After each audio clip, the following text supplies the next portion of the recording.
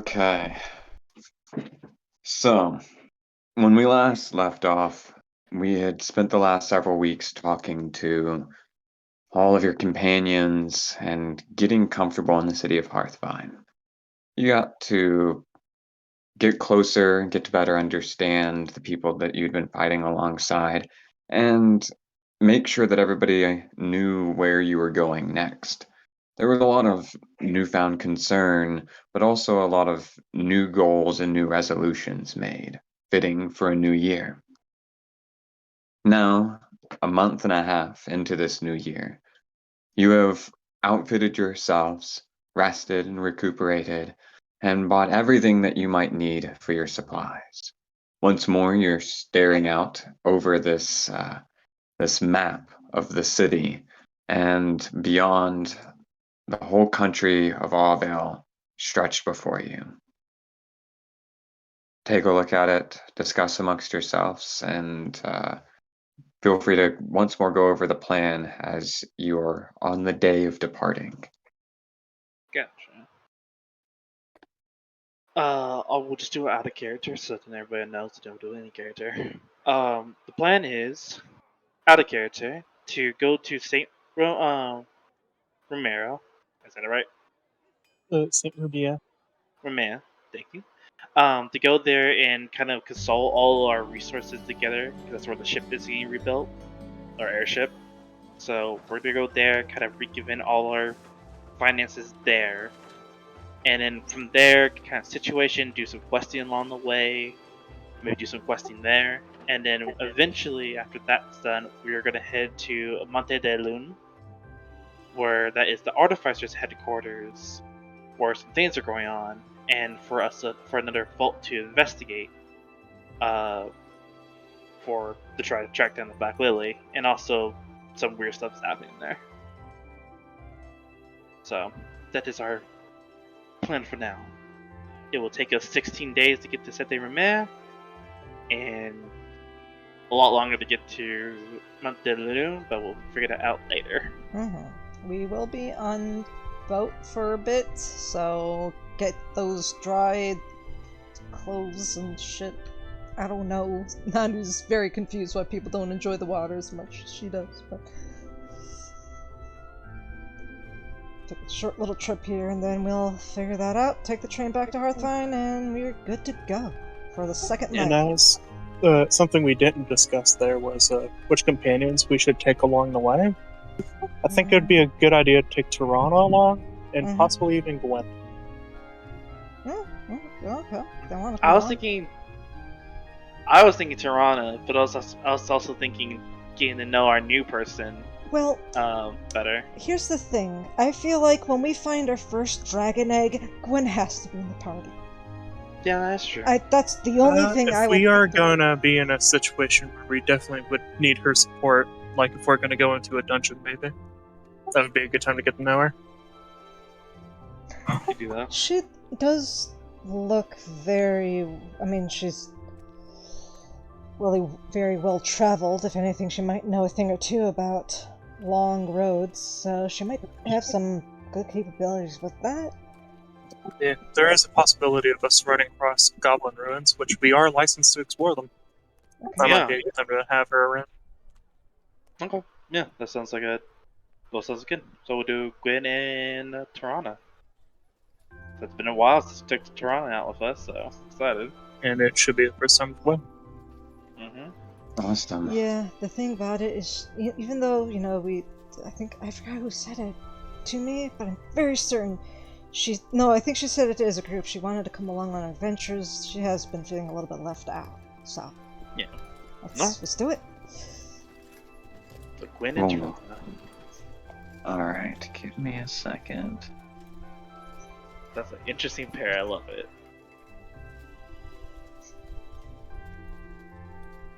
There we go.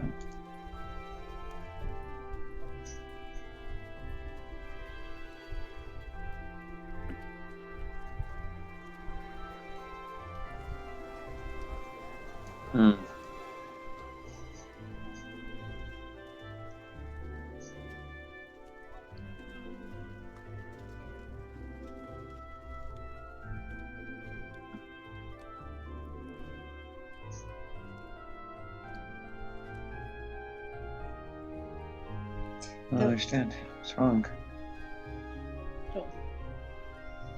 Though I do Wait a feel second. like whenever we go westward, we probably can, have feet tag along a little bit. I don't think she's been that far.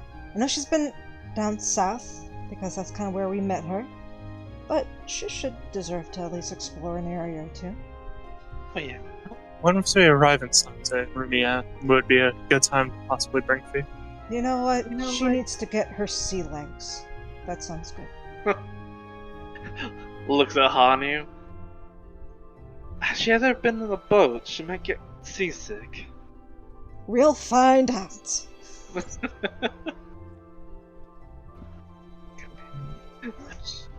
Clearly, most of the people in the freaking party have been on boats probably most their lives, so they're used to it. Poor city girl gets on boat. Oh no.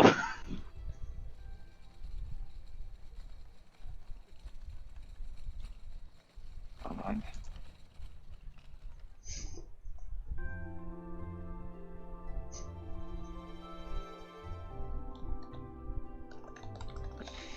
Trying to get a theater pop out to work. Yeah, Tirana's being weird. Her tokens thing is now her theater pop out, but it shouldn't be because I'm looking at them. Toronto's just like, you It's can't not- control me. Don't tell me what to do. I want to do this. There's a tune. This is prototype token, appearance, destination. If Oops. If you need me to. See where I messed up there. Tokens. Always the little things. Yep. When you're DMing, it's always the Okay. little things that get you. It's like, damn it. And theater. That's where my issue is.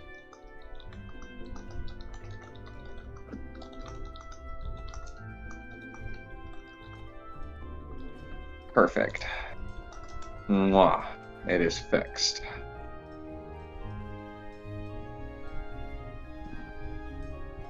Hell yeah. There we go. Okay.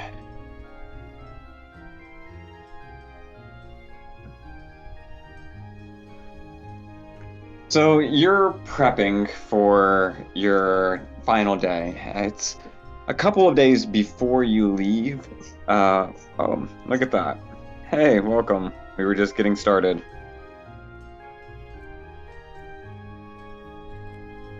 Oh, She does have herself muted, but typing. I see. Probably on our way home. So yep. Yeah, still there we go. driving. So you're texting and driving? God damn it, lady. What the fuck?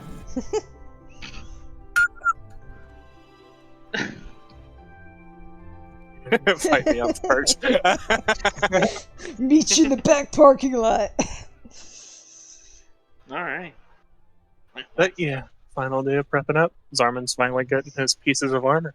Mm-hmm. Okay.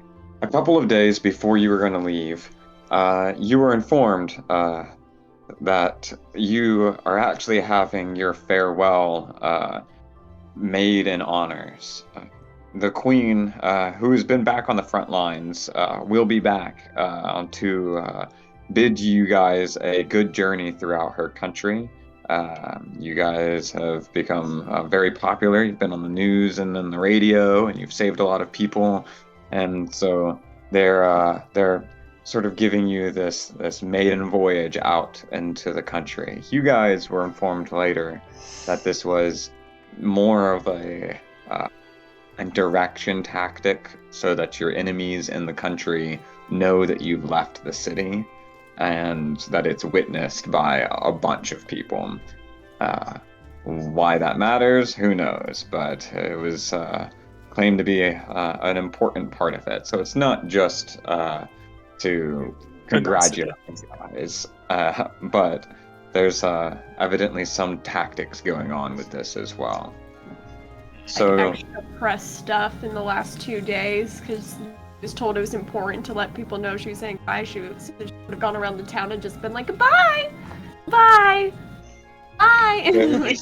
the crossroads just outside, just south of the city. When you exit out between its vast hills and you can see the windmills starting to stretch out before you, you come to the first crossroads. And the crossroads outside of Hearthvine is where your farewell celebration will end up being. They're going to pretty much be having a small festival held in your honor, parties and drinks and stuff going on all throughout the day. But with the main event being you guys leaving out about noonish, right? This will end up cutting in to your guys' travel time by about 2 hours, as you'll have 2 hours of traveling through dark in order to make up for the late start. But you guys have your wagons loaded and all of your stuff is filled into the back of it. And just as you guys are almost prepped on it, Arthur is sitting there on the top of the roof of Rosemarie's, and you can see as he turns up the radio and he says, "Hold up a second, listen to this. We're on the news again." And you hear a familiar voice kind of begin to ring out. Let me switch up the soundtrack real quick. Okay. Hello, listeners, and welcome once more to 66.6 The Saint. You may have heard about that rocking festival going on at the crossroads, but you might not know what's it all about. Who are these Stars and Seas folks anyways? And why do they have two names? What does paradoxes even mean? Well, listeners, I brought us in an expert just to answer those questions for you. Sit in tight. We've got ourselves somebody who prefers to keep their name and identity hidden because they claim that the paradoxes are not who they seem.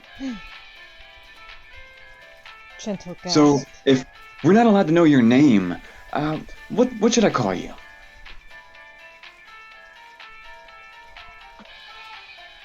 You can call me Pound. Just Pound.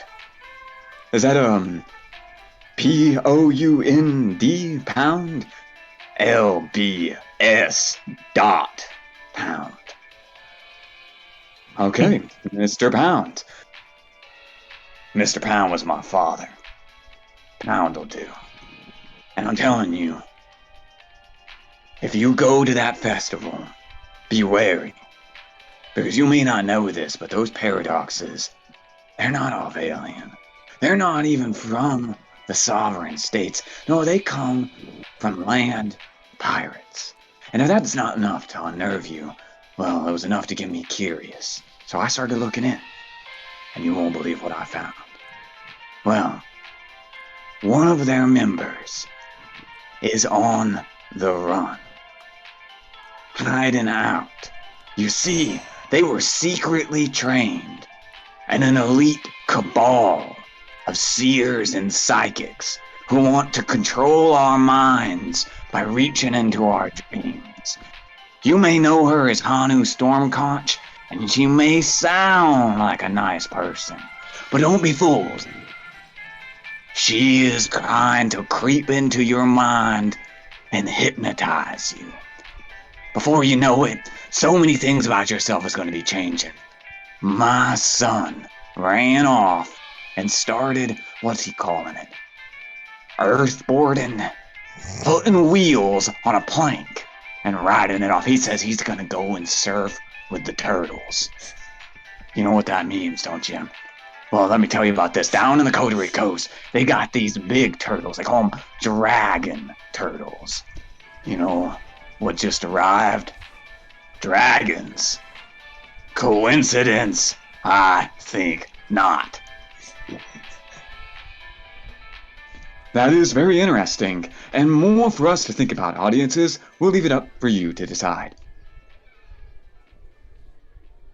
Arthur's like, Wow. Hanu! Hana, read my mind. You can Oh, read my wait. mind. Read it. Read Sorry. my mind. This was a work in progress. I'm so sorry, guys. She just stares really hard right at you. She stares right back at you as hard as she can. Come on, you can do it. Okay. What am I thinking? Can I ask really nicely so you tell me what you're thinking? Zell leans into Hana's ear and whispers, "She's thinking about unicorns and flowers right now." Unicorns and flowers. Oh my god, you were so close! I read this book about a pixie who tamed a unicorn, and then she had like a Wow. whole cavalier of unicorns, and they were all pixies, and there was like 10 of them on each one, and it said that if you lie to your parents, the cavalier will get you, Holy shit, that's amazing. and they'll take you away and make you a pixie or a unicorn. I feel like that should be more of a PSA than, me. Like, honestly, the first portion I was kind of like put off because I really don't want people to know that, run away, see her, but I think everybody should know that this issue with pixies might come up one of these days. It's obvious. You never fucking know. Just saying. because I'm curious, earthboarding? Surfing? The skate. The conch boards! Yeah. Yeah, the thing that happened in 1983. Yeah. What do they call it again? Oh, fucking. Skate? Skate something. I just know they were called conch boards, and it was really fun, riding them, but. I mean, surfboards are pretty cool. Yeah, it's fucking cool. It's like surfboard. Wait, You surfboard. could just start a whole sport at this point. Everyone knows about it now. You know what? I need to branch out. I need to figure out more things to do, so people can swim with the turtles, whatever that guy said. It's a nice catchphrase. Swim with the turtles. Yeah. Who's Pound? I don't fucking know. He sounded slightly familiar, but I He feel did. like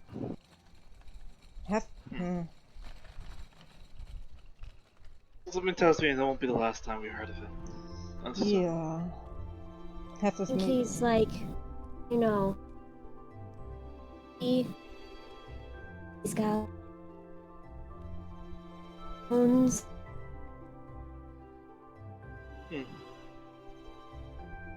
I mean, Well, it's Maybe he's like an Earth Genasi like Leaf, and he's just big and stocky. might be. That's why he felt so threatened by the water. But if he was an Earth Genasi, he would like Earth skateboarding. Yeah, okay, so maybe he's an air genasi. Hey, what's wrong with you being able to read people's minds? We know a ton of people who can read people's minds. It gets into a very weird evasion of privacy, but also there are some things that's probably better left on. Yeah, but you always ask for consent. I don't feel like he did his research very well. well, Wait. Rude. Still kind of walks over. Yeah, she's just and like. he leans into her ear. Enchantment spells are illegal here. Yeah. So, it's kind of a lot of people don't see it as a good thing right now. Illegal? He shakes his head. And Listen, almost everything is like illegal in Hearthvine and Avale, like fighting with your fist. Apparently, big no-no. we shouldn't really fight people. I feel like it's taught.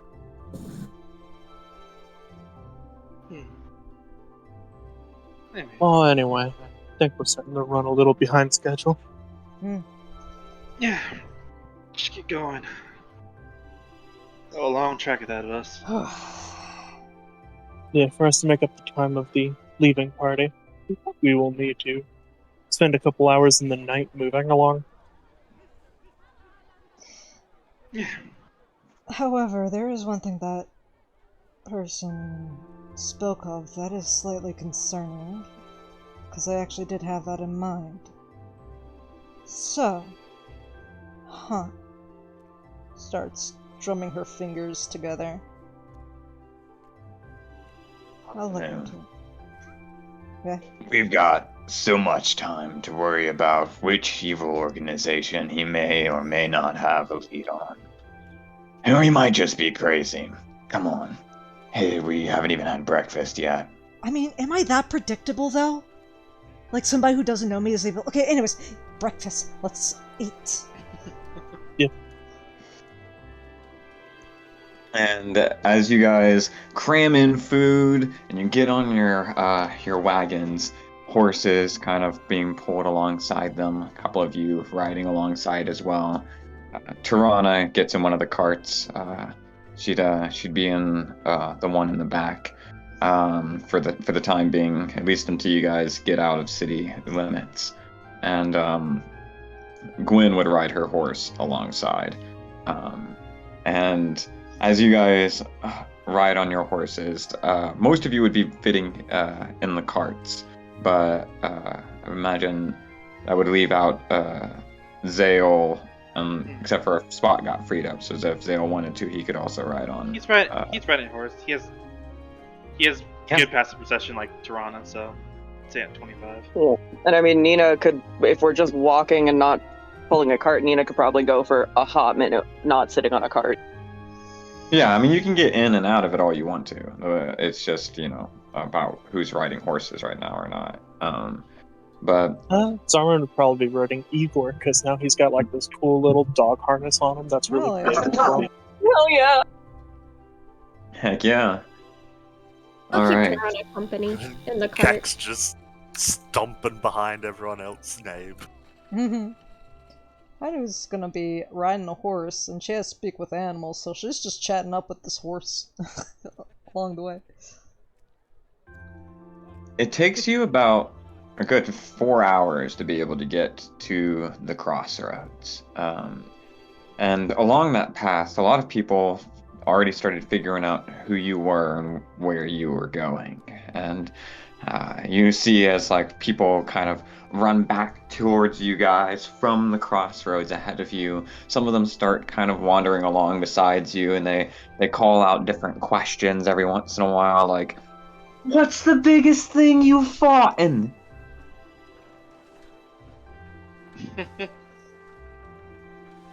So he thinks for a moment. It's a hard Nina would question. start talking about the big fucking demon she fought before meeting the group. Yeah. Kids get excited, they get scared, right? They run off and they tell them, "No, she said it was this big!" And as you continue down on your path, this parade almost forming behind you guys to go to the party for the send-off. And a couple of people shout out, and you can see that Fee, she's been riding around with you guys as well on her bicycle. And Oh, a couple yeah. of people are like, "You're heading out, Fee?" And she's like, "I'll be back, don't worry." She waves at them, and by the time you've reached the crossroads, it has reached noon, the sun high in the sky. It is snowing today. It is very cold. All right, but still, you have a very large group of people outside. A bunch of people warmed by the excitement and by warm cider have gathered around the central portions of the crossroads, where a platform has been built in your honor just for this occasion. They'll tear it down later and build up another one for another occasion. But as you guys bring your wagons around to the front of it, the crowds have already formed. News of your arrival having pulled everybody from their various stalls and stands, the different bits of entertainment that had meant to keep them tided over until the main event, as they finally form this circle around the stage. You can see that there's a few familiar faces there. First, you notice immediately that there is Barak and Demetrius, the imposing figure of the heroic Acheron Peninsula heroes, and the strange wizardly visage with his bone mask and red glowing orbs as Demetrius smiles his coy yet welcoming smile.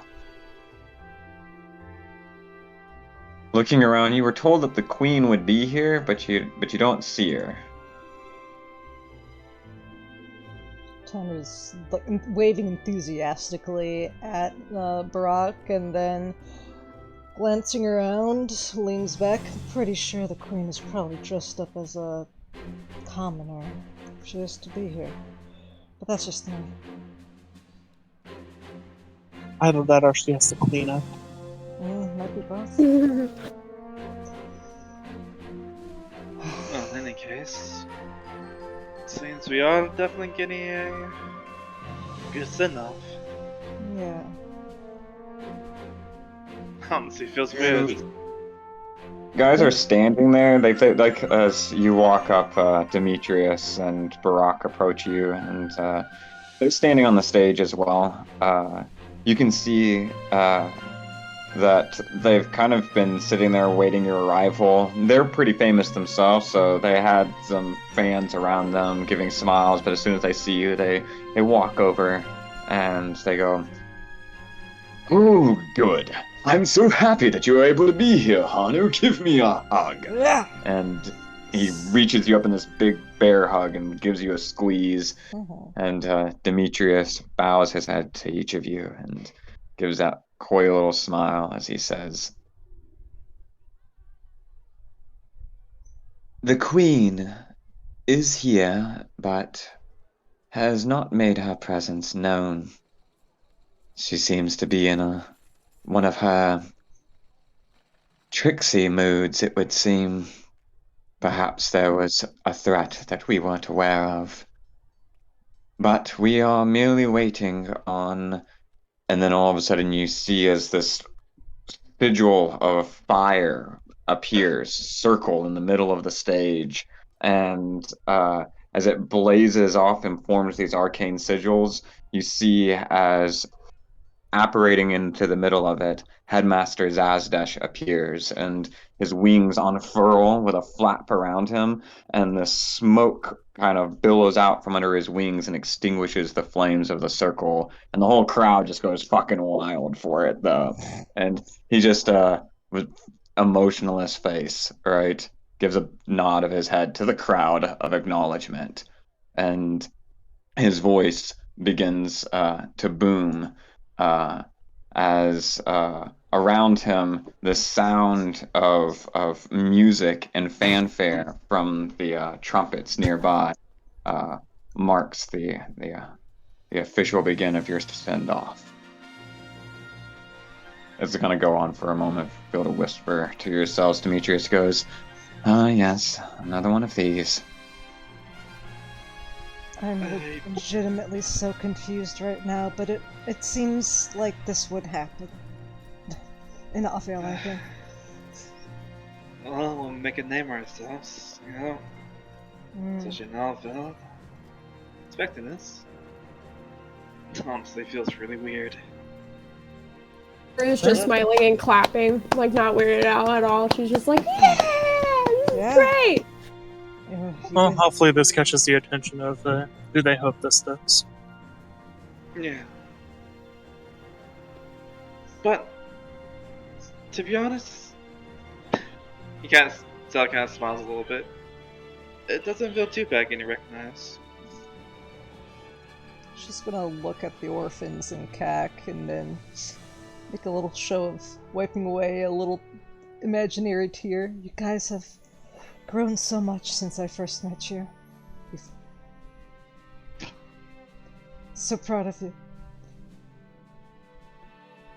You too. Gwen is standing there, just waves at somebody in the crowd that is like a little kid that's making like really intense eye contact with her, and she just looks like momentarily confused by it and waves back and goes, "I was not aware that you were this famous.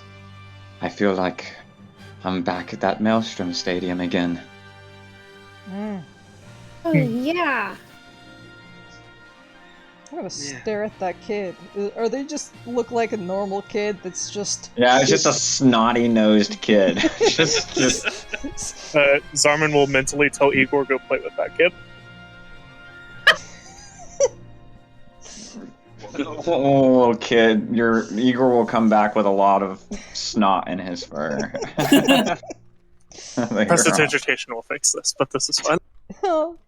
Get that on. googly-eyed kid away. Well, Well, as the fanfare comes down to an end, his magnified voice reaches out to the crowd as he says, "Your queen wished to be here to send off these valiant heroes. For they have shown the type of character that she believes this country needs. I believe it as well. I believe in the Stars and Seas Society. And I hope that their journeys through our fair country makes them view us with great respect. And that their journey can bring new hope to us all." He nods his head. Still nods back. There's Nina starts clapping. a bunch of people fire off once more. The fanfare goes off, and as he walks, and he pretty much just goes forward and he shakes each of your hands. He says to all of you, just a level so that each of you can hear, but the crowd swelling with their cheers couldn't hear you at all, and says, "There are many things that you must worry about in the days to come, but I hope that these gifts will aid you on your journeys." And as he shakes each of your hands and his eyes meet yours, you see fire light up on the inside of them. And for a moment, you're afraid. Just for a second.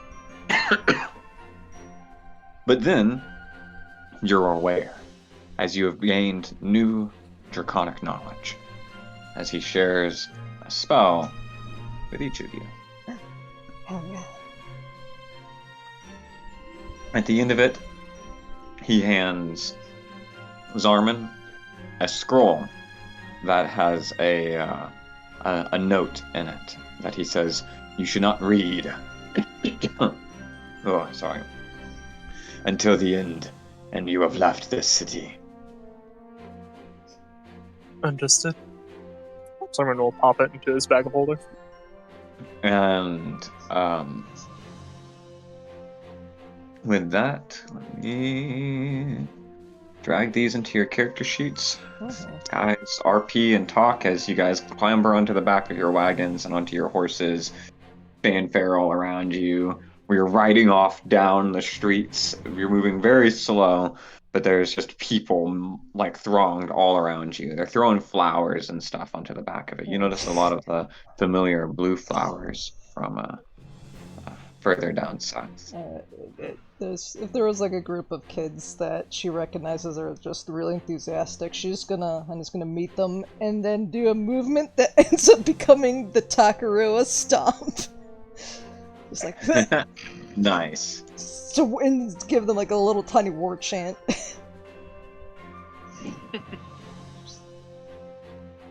Zella just kind of loosely with his hand just do prestidigitation, a little bit of like cool like fireworks going off, little sparkles here and there, get the kids all excited. Mm-hmm. We'll be playing a song at the back of the caravan with Tirana inside, but just for the people who are like kind of following Hart as they go out. Nina is smiling and waving, but if you look into her eyes, all you can see is just like a carton of milk spilling. There's nothing going on behind those eyes. Beautiful. Okay. Smile and wave. Smile and wave. Smile away, boys. I love that. Smile away, boys. Ah. Just keep smiling. Mm-hmm.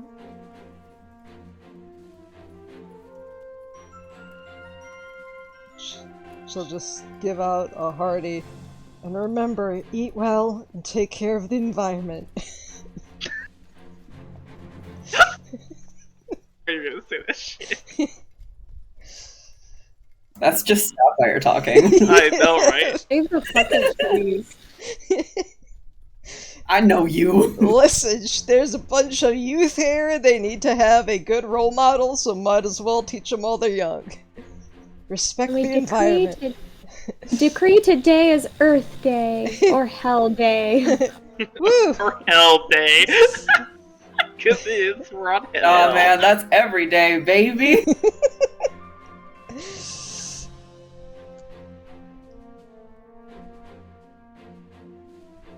I'm trying to think of a name for my horse.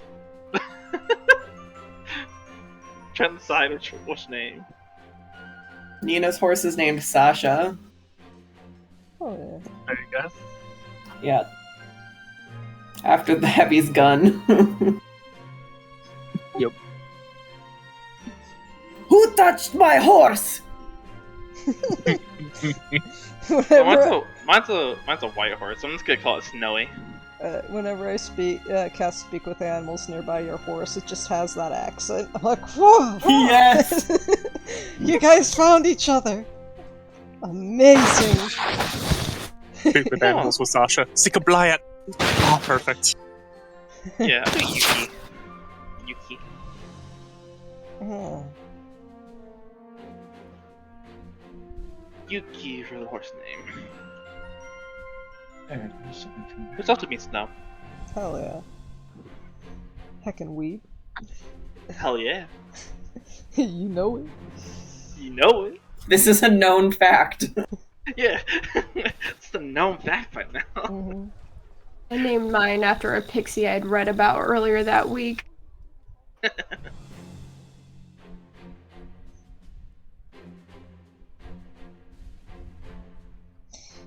She's just like under her breath. I really wonder who the queen is kicking. Like, she's definitely kicking somebody's ass. Wonder who.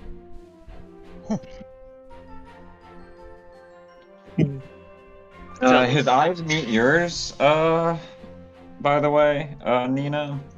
And then the fires sputter out, and he looks momentarily confused, and goes, I am sorry, but it appears I cannot transfer my knowledge to you. This is a common occurrence. Very well.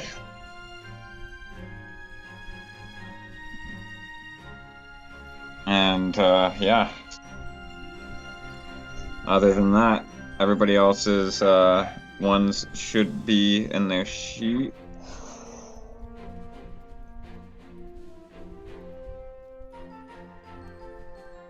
Rachel is intrigued by this. Yeah. Yeah, everybody got a preliminary drink. Yes, I He can first give you a spell level. because he had the spell. Nina's got spellcasting abilities. That's not it. Oh. Good. Rachel has theories, but Rachel will not say them. Because he meant elevator music. That's what. Also, that's Nina's horse. Yes! Huh. Hell yeah. I mean, it would Okay. have to be that big to carry Nina's. I know, right? So, you guys are doing the first day of journeying. You have journey activities as listed in Trials and Treasures, page 60. Pull it up. So let's have it up. The basis is that you could either befriend an animal along the way, busk to like earn money, chronicle cook, cover tracks, entertain, gather components, gossip, harvest, hunt and gather, prey, rob, scout, or track. Nina would either track or hunt and gather. I mean, y'all don't have anything that you're trying to find for tracking, so hunting and gathering. Tracking is if you have something specific you're looking for. Hunting and gathering is if you're just trying to like get supply and stuff. She's trying That'd be Nina then. She's trying to track down her Alrighty. past. That's it. Then it would be a survival check for Nina. What's everybody else doing? Scout. Chronicle. I'm Okay. just looking at the pages. Wait a second. Ooh. Chronicle can be done once per region, and you must spend the entire region undertaking this activity. So once you start it, it's pretty much the only downtime activity you can do until you leave. Okay. But as you do so, it would review. Where is it? Oh, there it is. You would be able to gain expertise on future history or survival checks made within or about this region. And you could also, critical successes are possible in all of these things, so. I mean, it should be very, very obvious what she's doing. I'm gonna befriend that animal. I have little cages if you need them. Nina, that is a success. Yay. Woo.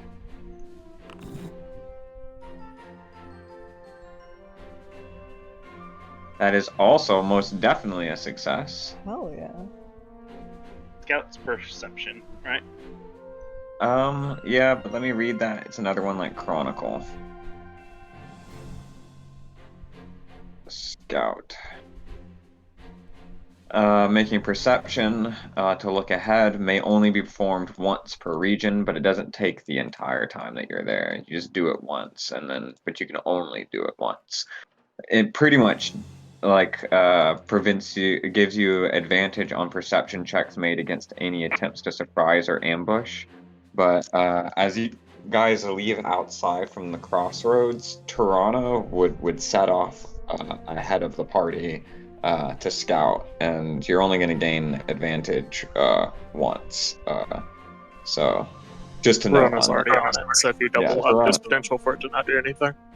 Yes, exactly. Not that it's not harmful, because you have double potential of a critical success, right?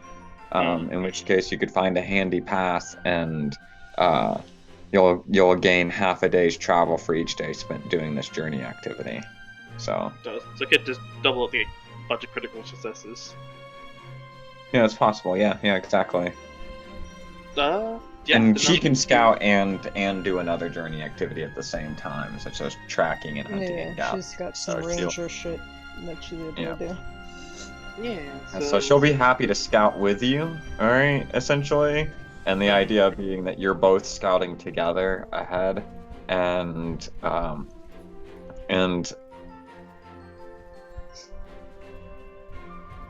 you're still making separate rolls, though, by the way. But you guys both scout off, and Chief kind of would be the same time being like, it's nice having you around, helps me be able to, get other things done as well. But largely the entire time you feel like you're trying to keep up with Tirana. Even being as fast as you are, she seems to always know where she's going and always be aware of her environment in ways that even when you're talking and doing other things that might have distracted you, she doesn't seem to get distracted. That being said, you're both very highly aware, and you just have to give me a perception check. I'll make one for Toronto as well. Or you can make one for Toronto when we're talking about. Well, 2. 10. Yep, Sazelle got a 10. Now roll for Tirana. Wrong.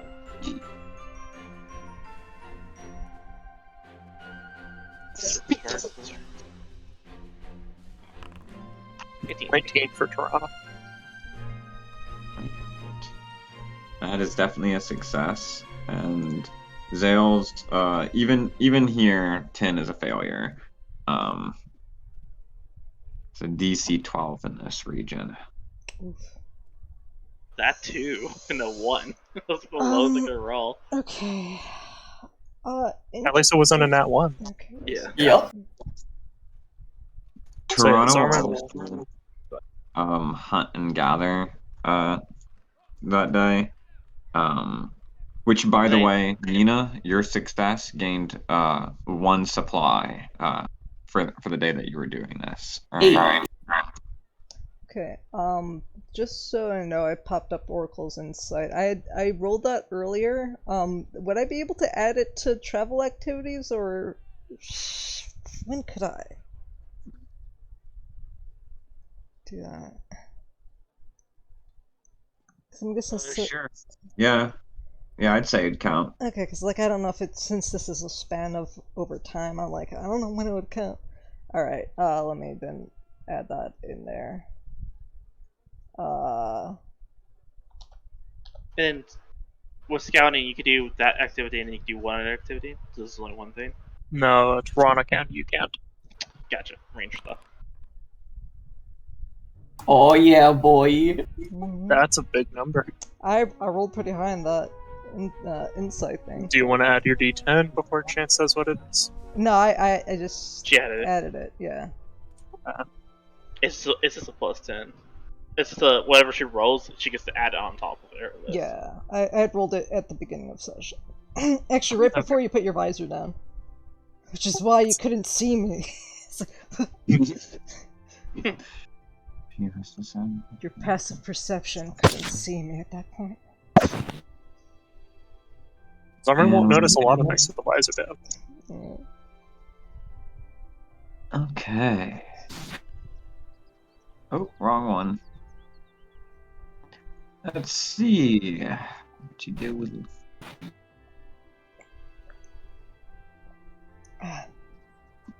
Oh, this cute little snow fox follows you around the entire time that you're in this area, for at least the next day or so, you know? Fuck you. Adventurers can assume that when the animal runs off, that something dangerous is following them or hidden nearby.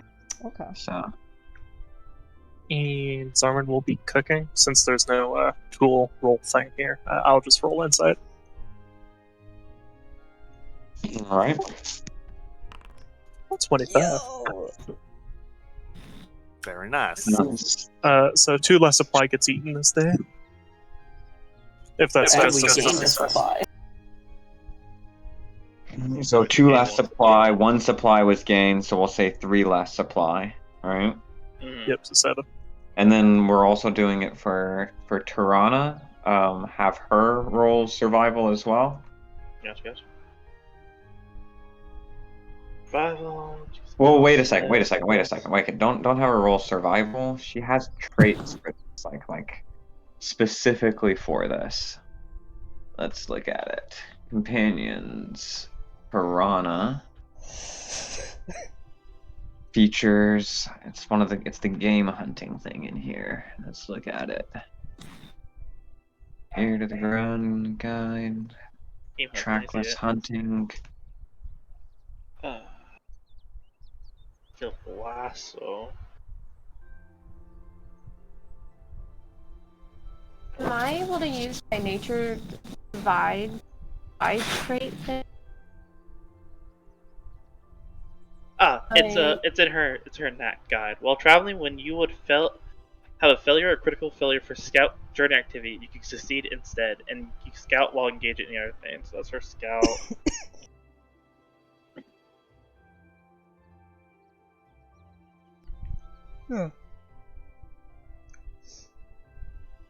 What book were these activities in again? Trials and Treasure. Page Thank 60 is for this stuff. Yep. Is it trackless hunting? Trials and Pleasure, page 60. Okay. Yeah. And then 7. I think I missed something in our character sheet here. Let me just check to make sure. I think there's. Yeah. Hi, Brooklyn. Wow. Anybody else? What's everybody else doing on their journey activities? Though we still have a couple more people on these things.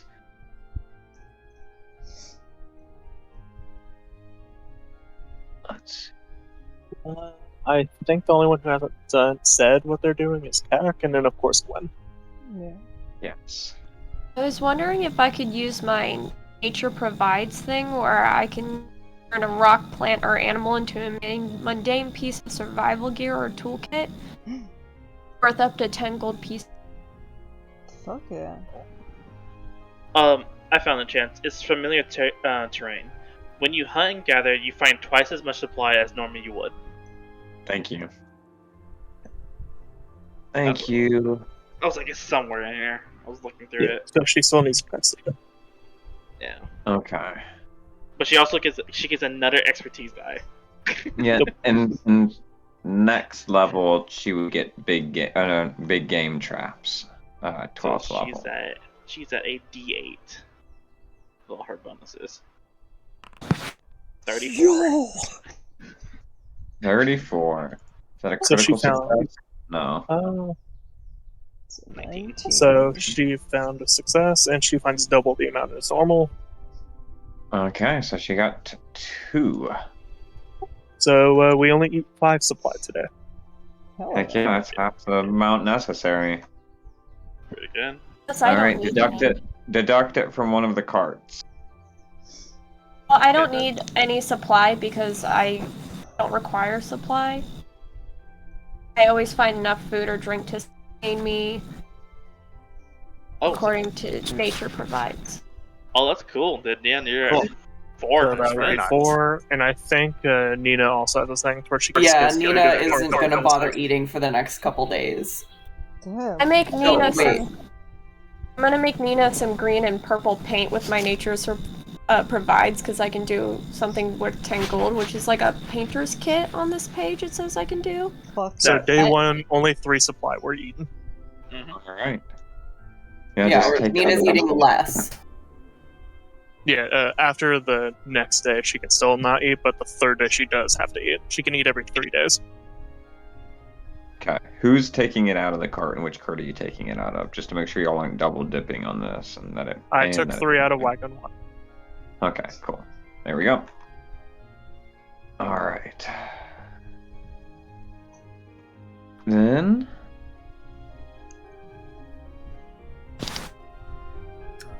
In that case, Gathering components.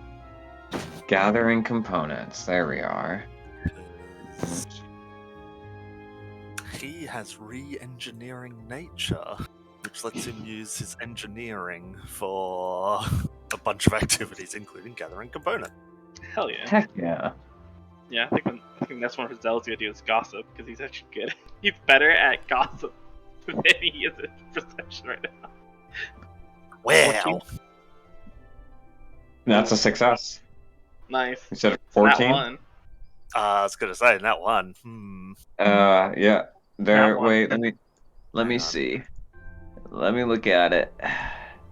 Yeah, because that would be a critical failure. Fuck! No! Second. Give me a second. I may have something for this particular one. I don't think I do. This is nature oriented.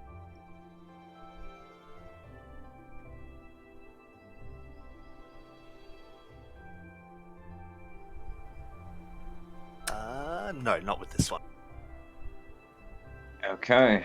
Then, roll 1d4 as you accidentally ended up ruining your supplies with bad gathered components. Yeah, so you, because it's decaying or rotting components, you accidentally lose the D4 of your own components as it rots That's out. fine. But she- I have so Hanu just like I was like Hanu just like donated so much of that to it as well. So Just yeah, I bought extra on top of it, so a single tear rolls down. What? Oh no. Don't worry, Hanu, those some of the ones he bought. yeah, it's okay. But that's still some. which wagon are all these components in? we should probably determine that and figure out how much that stuff weighs as well, because I hadn't really thought about this. Figure it out later. So That's a good point. I figured that would be stuff that he'd be keeping on Abe, though.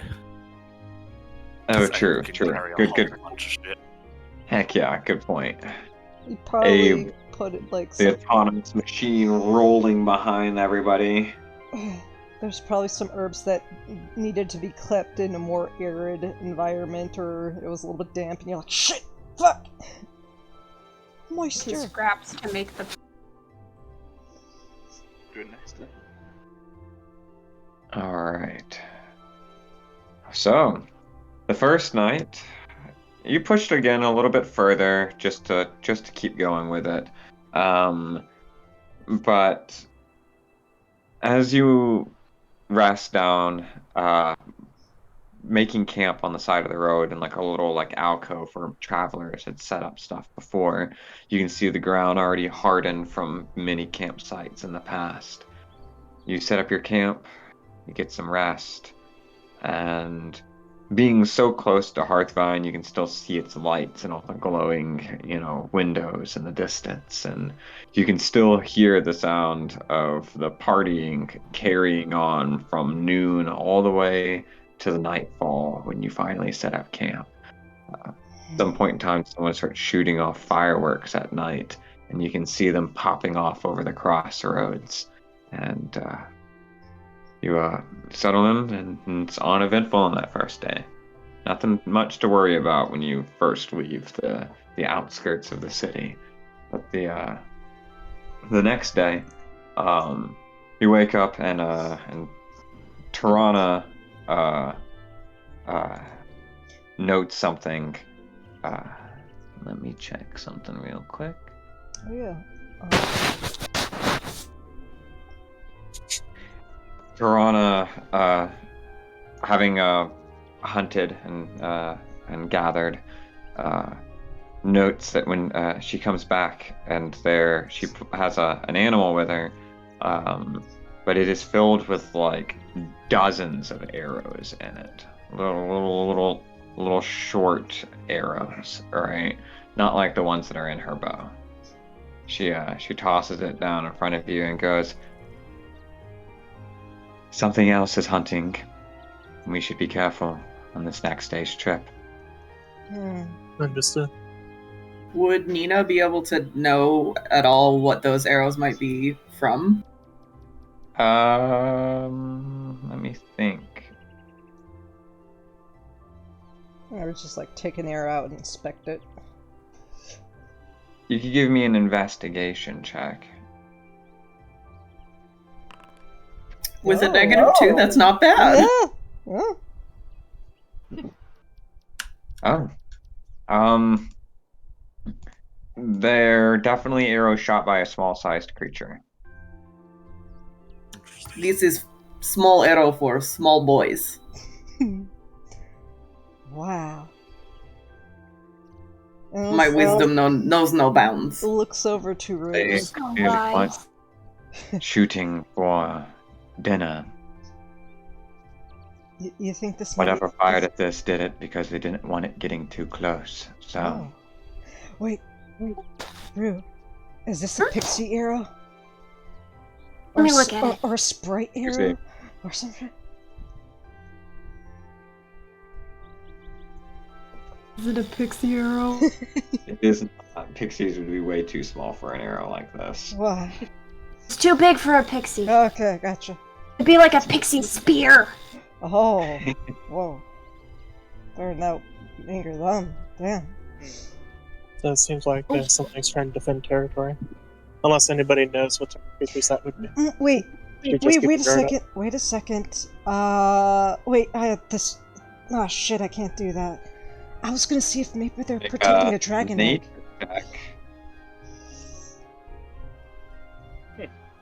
Anybody proficient with nature could make a nature check. Sweet. Yeah, I'll do that. Oh shit! Let me. I'll roll the d10 as I do that. Next day. Yeah. Sorry, I don't know why I went to that one page. I know this is definitely not astronomy. 110. one, yeah, 1d10. And yep, here we go. Oof, low roll. I can give you 15. +5. Aha! 15. 20. 20. Because the cat. I can give you +5. Woo! I got 20. You Also, got a 20? also, and I look over to Kak, and then scientific discovery.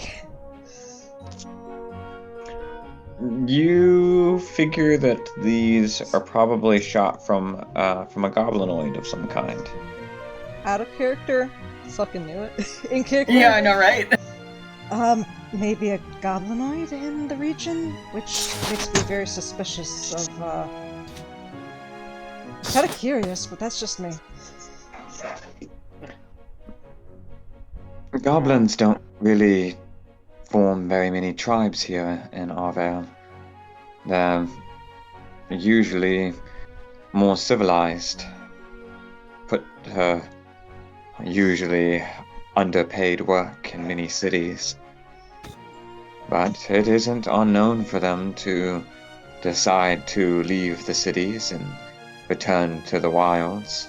But whether or not this is just a lone one wandering in the wilderness or more, who knows? Unless it was a low one, that might have been a little excessive, pointing to all the arrows stuck into it.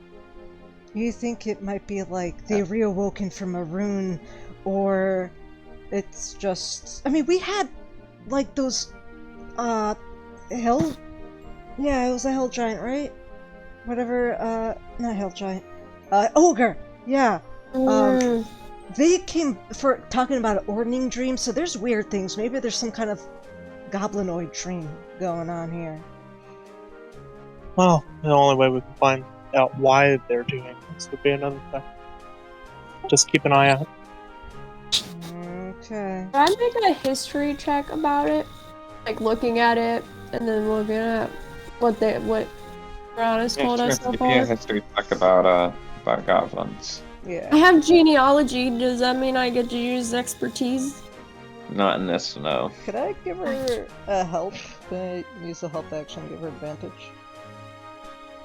Since I have history. Yeah. Goblins. Goblins.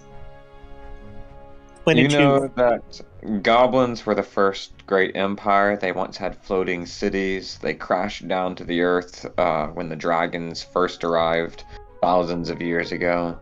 They once enslaved humanity and most of the other sentient races, but after their fall were largely driven mad by the psionic crystals that used to keep their cities afloat.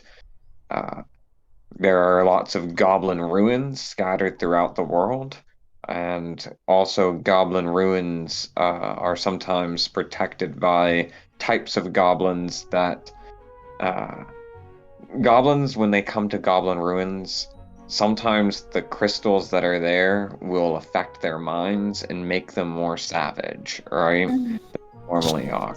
So if there's a bunch of tribal-like goblins around here, then it would imply that there's a goblin crystal or a goblin ruin, at the very least, somewhere near here. There might be some goblin ruins nearby. No, that makes them kind of more, wild. Wild parties. I mean, especially this close to the heart. I'm not sure I like that idea. We may need to go investigate it. I'm gonna look over to my little fox. Is it still following me?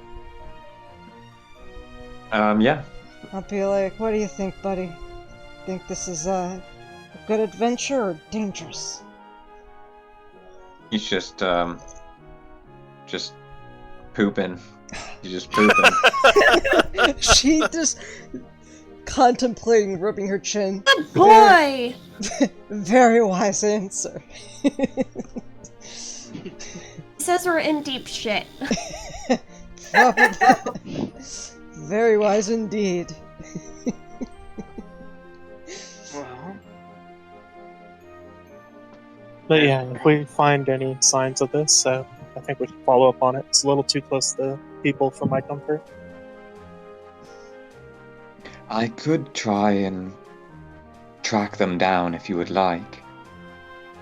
Well, I was think- also going to maybe do this. Yeah. I mean, I've been kind of watching and reading the areas. I can go through my notes and maybe see if I've noticed anything. Yeah, especially with goblins going crazy this close to Kindred. I don't like it.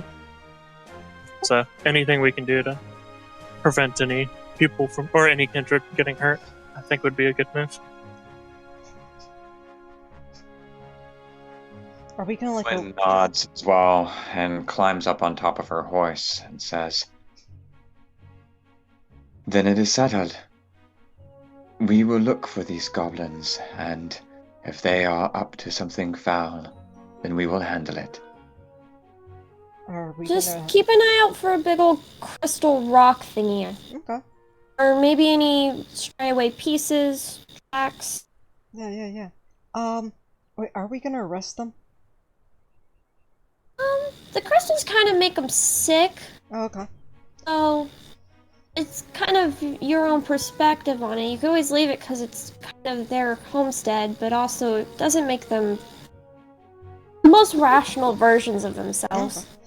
Makes sense. But do you happen to know if taking them away from the crystal helps the situation they're in, or no? I have an expertise from my chronicles that I can do. This would still be based off of the last check, because they're Okay. still in the same day as it, and you wouldn't know whether or not they can be cured from it. I don't know about cure, but proximity is a thing with them. It kind of comes from floating cities. It's the same kind of just a rock that amplifies certain behaviors and energies, probably. I don't think they'll let it go easily. I mean, if you think about it, if something is exposed, it's a danger in the lab, as she's looking over to Keck, so that's when you put, like, something on it, because OSHA says it's... I'm trying to act very smart, but I can't act any smart. I think you guys know what I'm talking about. Once we cover something up, then the waves that are affecting their minds is gonna hopefully clear up. If not, then that is of some very strong crystals. While I wouldn't like to kill them, do what you have to stay safe, of course. But we do have manacles in the back. Exactly. Just if you see it, we know to kind of get in a radius away from it, at the very least. Yeah. Yeah, Okay. that's what I would like to do. Zel's entire moment is like staring at his gauntlet, thinking, Oh god, Straight the on. days travel ahead of you, and you don't know how long or far out they might be from where you just saw them, so you'd still do your general journey activities, but you could dedicate Tirana towards trying to track them. Nina was also going to assist with that. There would be separate roles. Yeah, you'd both. Okay, try yeah. to- Or, yeah, she was going to do it as well. Go ahead and make a survival check. Let me check this about Tirana. She already grabbed a lead on them, so she has features related to this. yeah, Ranger she basically stuff. could track the. Let me see. She doesn't need to make a check for the next week once she makes her first check on them. Yeah. So she just has to make a survival check. it's a Then she's survival fine check. for a week. But she has And the it seems like ability- Nina rolled an 18 too. Nice. I think she also gets advantage too because she's tracking it. So. Yeah, drop the girl. Oh, big sis. Okay. Zarman will cook again. Is she? Hell yeah. He passed, so 2 less food eaten today. Nice. Is Strong doing hunting and grabbing as well again, or is she doing scout? No, she's doing tracking. It's She's doing scout. tracking, so She's scouting and tracking, so yeah, she can do scout +1. Yeah. Her +1 was tracking. Yeah. So does you need another another survival check for her scouting. her perception. I think it's perception. Perception, yes, thank you. 29. So she got 29 on that one. Zell, for Zell, honestly, since it seems like Toronto got that. All I'm doing is gonna do gossip for Zell. Okay. Yeah, for real. Gossip. Like, See if there's like, people on the road saying if they have heard of any goblins nearby. yeah. So I'll do persuasion for it because I have intelligence with it, and it's negotiations. Can I help Be like- him? Tell me what you know. Everybody does their own check. Oh. You're chronicling right now. Perception. Yeah, you're still chronicling. You will be 29. chronicling through this whole region, but it will give you expertise dice on those checks the whole time you're here. So Yeah, I'm just doing day 1, day 2, and like the different things so far in my notes. okay. So Zell is better at gossiping and getting information, so I know I'm doing. Zell. Okay. Zell got 29. You would hear that let me look at this real quick.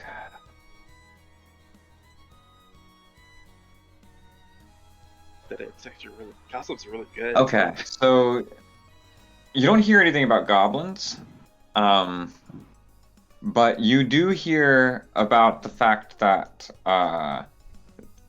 there are definitely that a mercenary company just arrived in Mont de la Cache in Killamstead, seeking out rumors about a dragon egg that fell in Killamstead, and We might need to head there. and that secondly, another one was seen to have fallen somewhere in the mountains to the east on Gilded Gulf, and what they have as King's Peak, which is right here. Oh, okay. So you can decide. Okay. Uniboat's going to the mountains. Yeah, so somebody watched one of those meteors crash into the mountain peak, King's Peak, and One line. recently travelers saw a mercenary company that arrived in Killamstead to seek out a dragon egg that fell in Killamstead.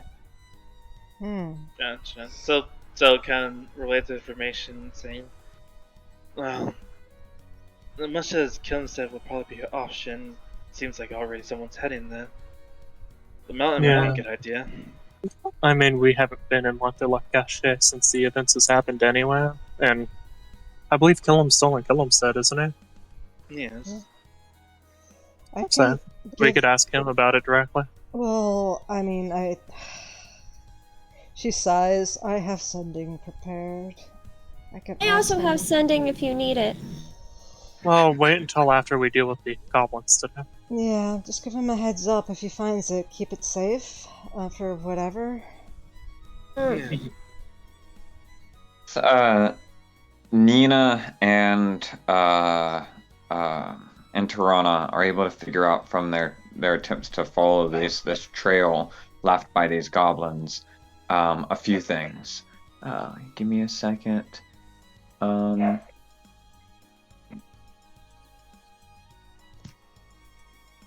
Tirana features terrain. Okay. She knows that there are roughly a dozen. You both know that it's been many days since they've been here. All right, and that the trail could be probably like many miles out from where you are. But you do figure that it does appear to be leading into the mountains behind Mont de la Cache. All right. So around this area, right around here, somewhere within the next region, you're following the road along, but there's occasionally like paths and stuff that lead up into the hills. All right. and so it looks like a solid cliff face on the map, but there are many like winding, like narrow paths that can lead up. Just not good for carts, right?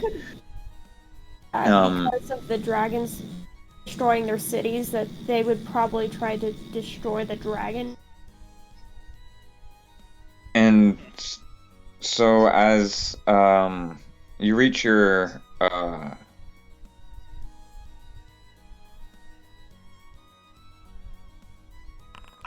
Tirana's ability as a ranger would be able to place their exact numbers. She knows that you're tracking what were about 20 or so goblins, small creatures. They are it appears to be a couple of them mounted, right? And so there's a couple of them on horses. They looks to be that they've got at least 3 horses. They had a 4th one, but it appears to have well, its track just stops partway through the next day. You assume it died, but the body's not there, so they must have got rid of the body. Waste not, want not, probably. And they're down to 3 horses, and she can tell that one of them is definitely in charge, and the rest of them are sort of being led along by them. She could also tell with that check that they actually came from the west, right, and had crossed across the crossroads to get to these mountains over here. So they came from over here and crossed across. Okay. Alright. So, whenever you think there's a good spot for Tirana, just let us know. We could just take our separate horses, have the cart sit back on the road. I Okay. believe that we could probably find a way to pursue them tomorrow. Send the rest of them ahead and we could meet up with them. Zorro would nod his head. And that would conclude your guys' second day. Yeah. Um, I spent the day praying, so I just get an ability check, expertise die, I guess, in the region. Gotcha. And Pack got a 27 off his engineering. Yeah. Alright. So he Awesome. succeeded the gather components. Cool. In which case you would roll, what is that, 1d4? 1d4. Yeah. Per Plus day, one. It's just a day and then plus 1, yeah. For each goal, and then the DC was 12. So 15 plus that. 17. 17. Yep, 17 gold worth of herbs. Hell yeah. Nice. Alright. We're up by 14. Haha. Hey. Hell yeah. Okay. You guys are actually finally reaching down into the section that is now known as Gilded Gulf. You can see the crests of the ridges rising up on your left and your right, and you can see a few watchtowers on the left of you, heading towards the east. That looks down over the road, and a couple of the guards that are up on the top of it lean down over the top, and they shout out something in Avalian Elvish, and Tirana shouts something back out at them, and you hear a laughter on it. Those that speak Avalian Elvish have no idea what was just said. It didn't seem to make any sense. One of them said, "Don't look like a donkey," and she said, "I'm not firing any arrows." And then they laughed and went off. Tirana says, "When I was younger, I spent many of my years doing local watch. They have code words to be able to pass on information, and a couple of them have been turned into jokes over the years. Mm. I won't try to explain what that one was. Oh, okay. Now my theories are going wild. Go ahead and Know And the passwords in my chronicle. and you, nice, yes, you do. Um, we will take this opportunity to take a break as your wagons continue on down the road, and Tirana eventually points out a path that you guys can take to follow off. You guys mount up on your horses and you leave the wagons behind with your teamster. As the wagons push off, is everybody in the group wanting to go with, or just some people staying behind with the caravan? The group is supposed to eventually meet up after this encounter at your campsite at the end of the night. Sarman will head towards the goblins. Yeah. Yeah, so over there. Everybody going with? Anybody not going with? Okay, good. Everybody's going. Huh? Cack. As much as I'd like Cack to go, Cack's not gonna leave everything behind. Yeah, there's a lot of stuff. He'll stay on watch Yeah. just in case. There we go. All right. So Cack stays behind with the teamster, guarding using Abe, and you watch as the rest of your allies jump up on the back of their horses and on the back of Igor, and they ride up the side of this narrow cliff. And As Igor is just running across the air as like little frozen paw prints are left in the air as he's just flying up.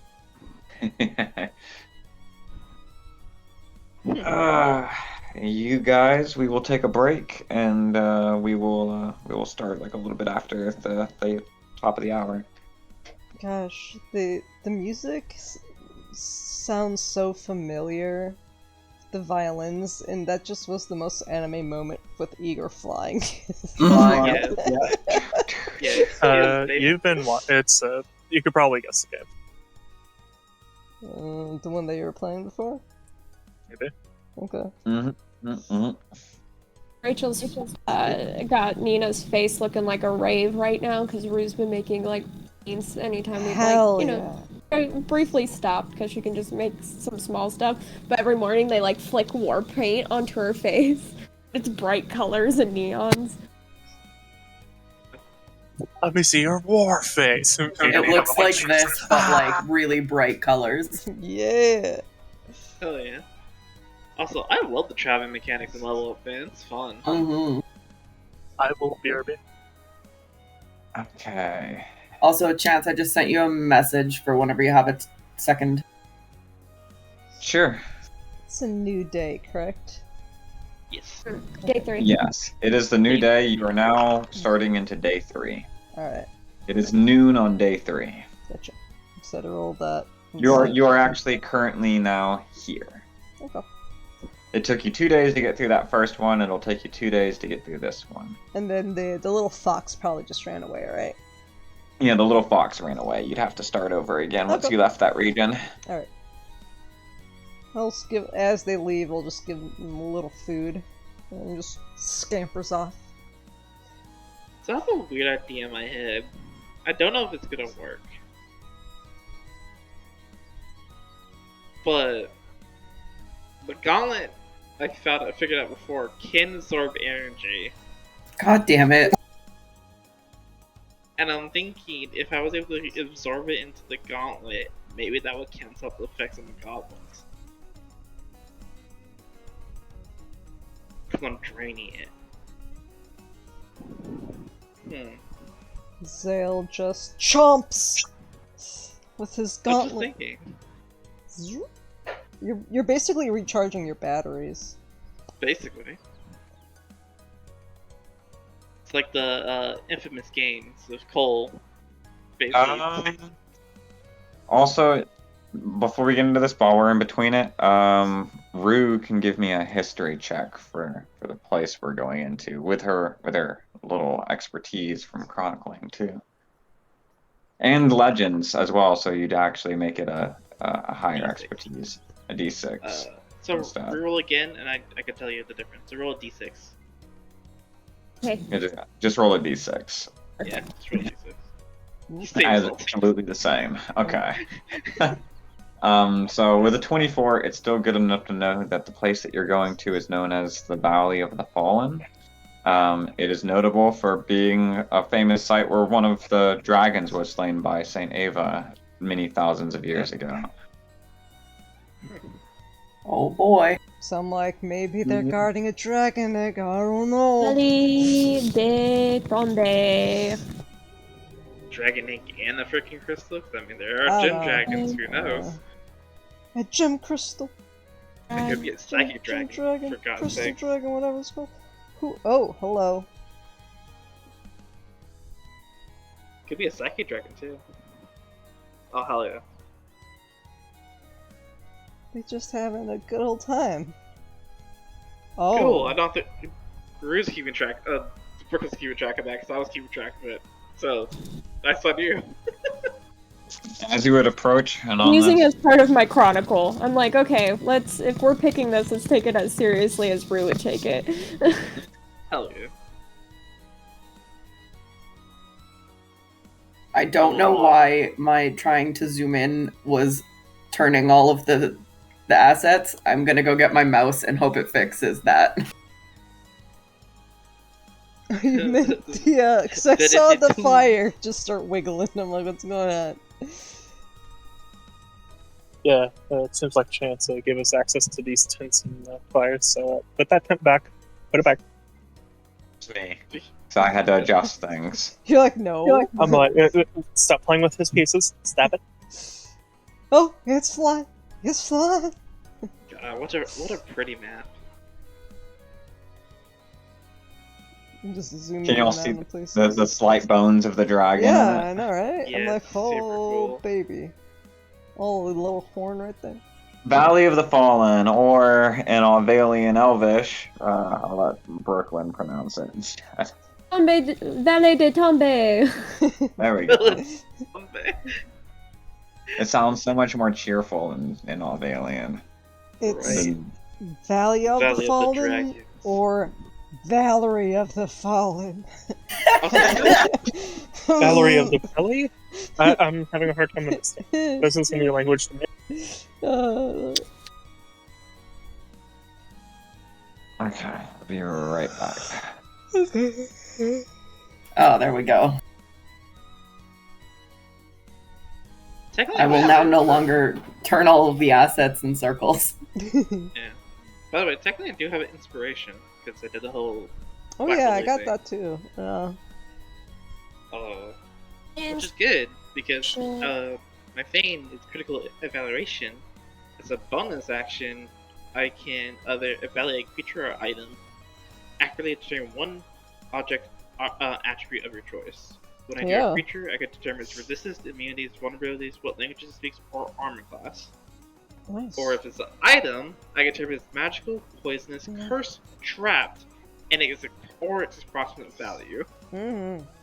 I forgot what I picked as my destiny. It's I guess it's the one thing I didn't put in here. I think we're discussing doing like a homebrew one Homebrew, because yeah. she's so Take a little bit. unique. Yeah, I don't know if we got around to that. Oh wait, I think the basis one though is like beginning. You have the first one right, not rite of passage, but you can get Coming of age. coming of age. Yeah, that one. I got my eyes are Yeah. itchy. I gotta go watch. Yeah, okay. But yeah, coming of age until you one name could work. Oh god, I just remembered the new feature I got at level 10. You mean level 11? Or Or 11. 10? Because we're 11. Oh yeah, at the next level. I was like, it's still level 10? Head empty. Meanwhile, Kak is just watching the cards. Oh, while I'm writing on the cart in the meantime, would I be short resting while I'm chronicling or no? 'Cause I'm chronicling the whole time, right? Yeah, once we have found the trail to get to the goblins, everyone who was going to the goblin ruins went on to the horse they bought, and then are heading up the hill to go to the I goblins. just didn't know if at some point we would have had like time of a short rest. we would have had a long rest and a lot of short rests if you really wanted. I just get something for a short rest. That's figured out. Makes you probably good at. Whatever. Is I get an expert proficient in it. I'm not proficient in nature, so in case that. Might be interesting. Goblin crystal would be very interesting. Also, this trail is like Nina's domain. This is her favorite terrain. Oh, yeah. I only get stuff if we're in Fey terrain.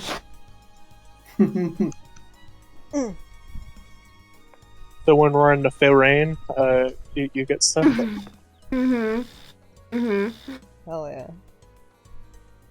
Makes it sound like a pixie throwing dust everywhere and it's saying Feyrain. Like a Feyrain. I almost choked on my candy. No! That's shit. Broccoli! That's a very rude thing to have happen. Right. You good there? Yeah, I'm fine.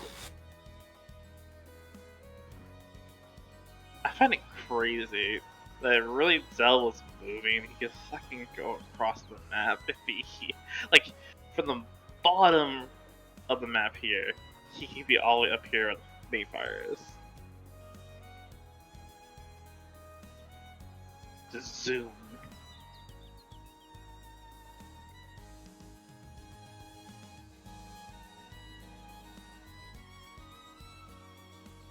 Nina could jump somewhere around here. Yeah. And Gazelle full movement right now, especially with the new Thane, he's 80 full heisted, so 160, 240.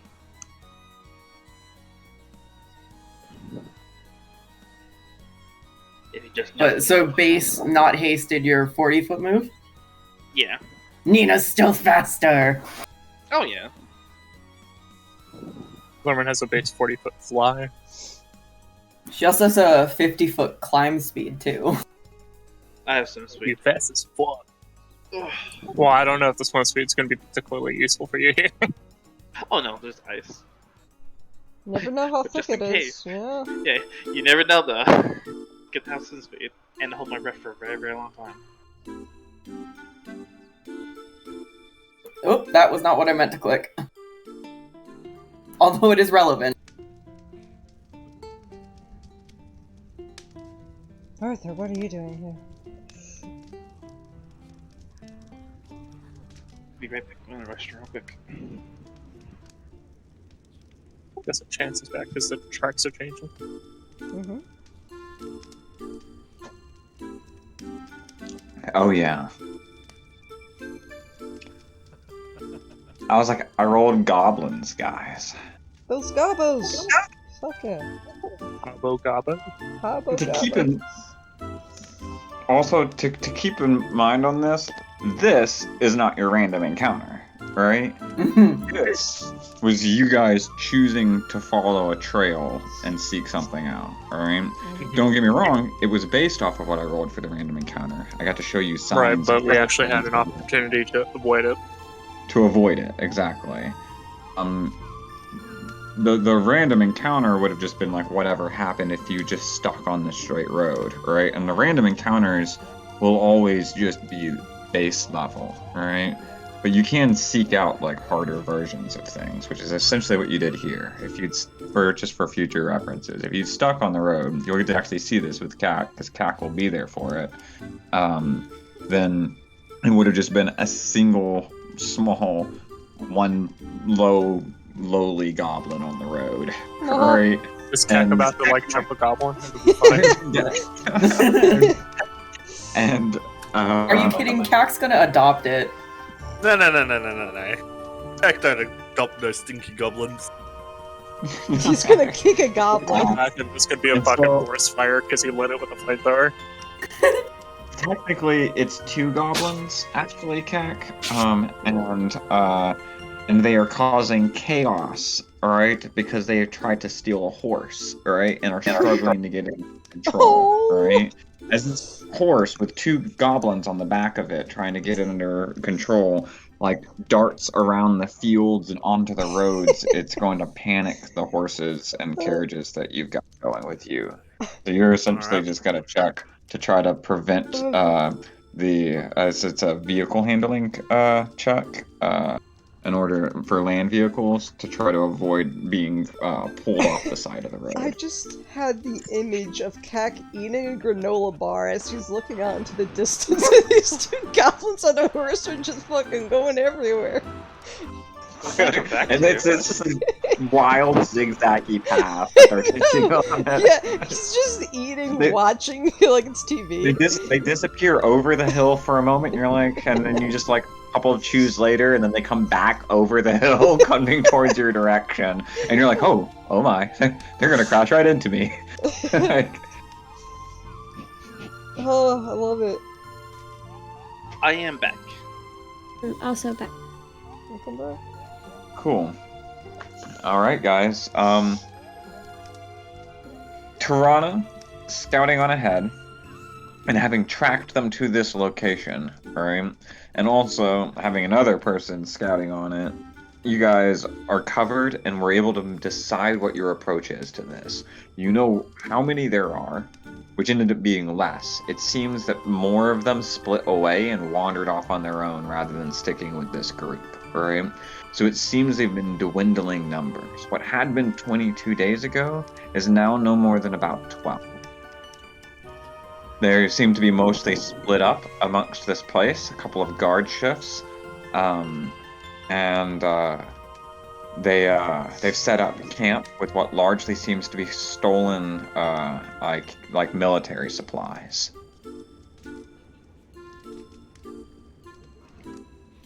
Okay.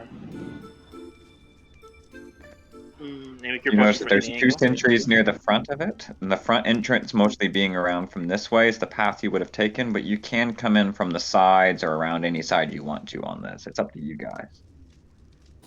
We can just You know, start it's the water. battle, or we can try to pick up the ones that are divided from their group first. I mean, I was just thinking starting here, taking out, having all this, and then having them have to cross, you know? Because they have to cross. They got the distance they gotta move. They're bundled up. If we take them out, you know, quick and efficient, we control the high Are we ground. able to assess which ones have what kind of weaponry? Or is that a little too much detail? Because, you know, it is snowing. Looking at it, you can tell that they seem to be a mixture between some using spears and short swords, and some using short bows.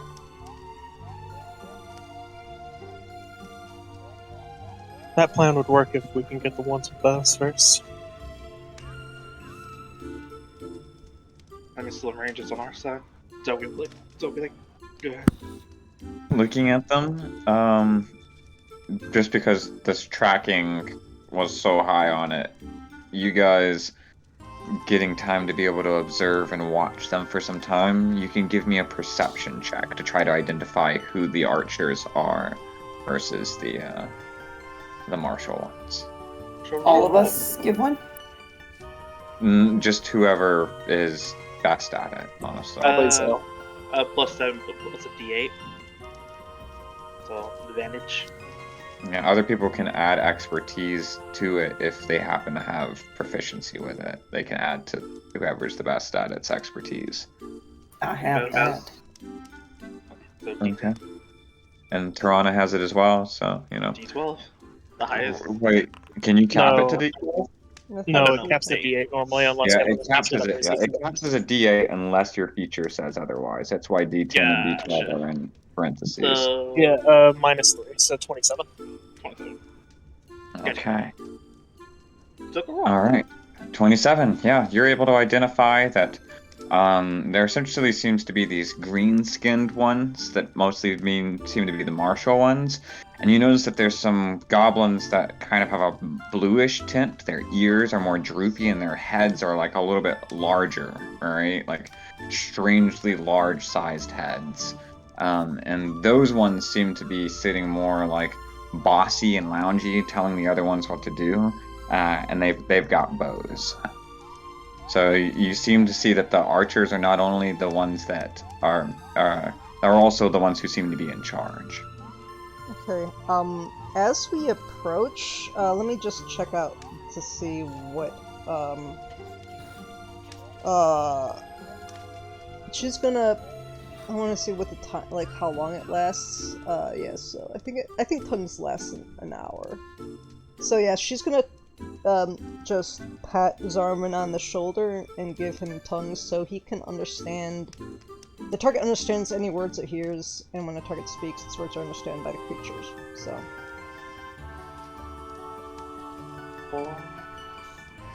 Gwen would say,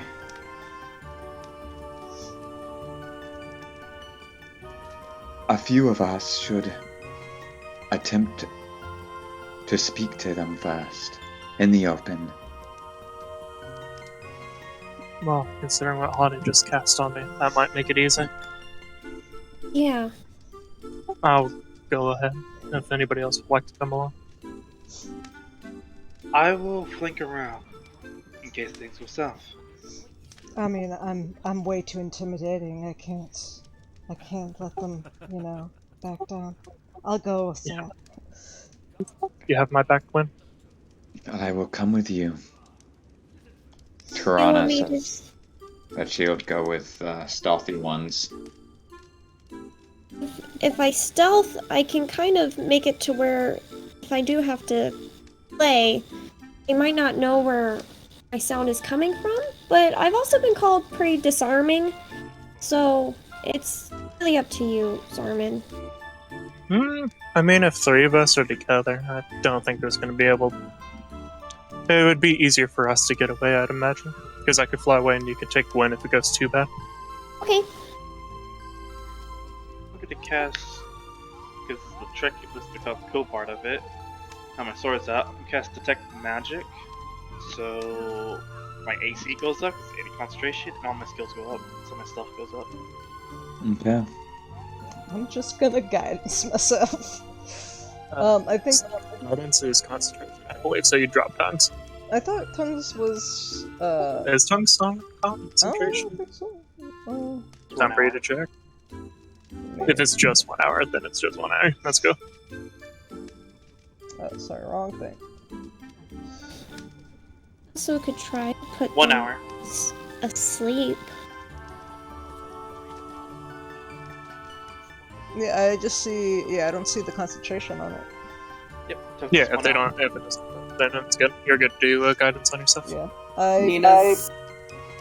Go ahead. I think from the praying I got an expertise die, but I was from a region I didn't last region, so I don't know if I would get that over here. But either way, I will just roll 1d4 just to make that fair. Which way is Nina going?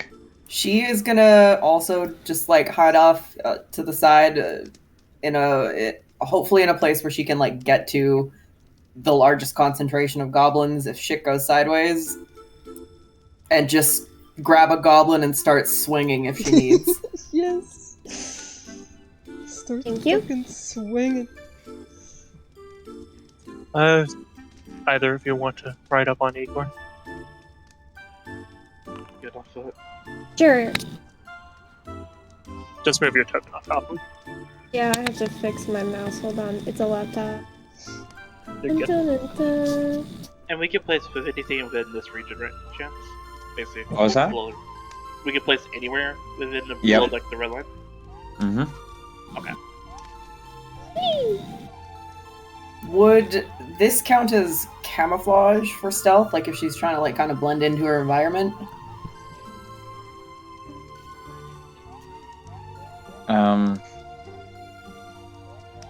You need to take out your snowy ghillie suit for that. My snilly suit. Snelly suit. No, I don't think that really applies into this. Okay, I didn't think so, but I figured it was worth asking because I would get an expertise die. Yeah, it's not like you're trying to cloak up in one idle position. You're trying to Yeah. find a group. So Yeah, exactly. Yeah, if you were trying to do like an ambush stay and pretend to be a bush thing, then I would say for That would be camouflage.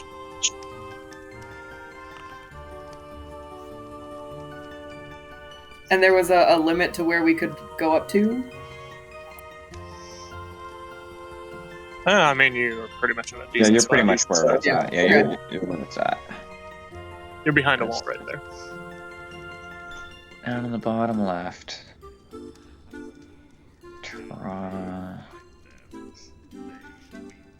Stealth.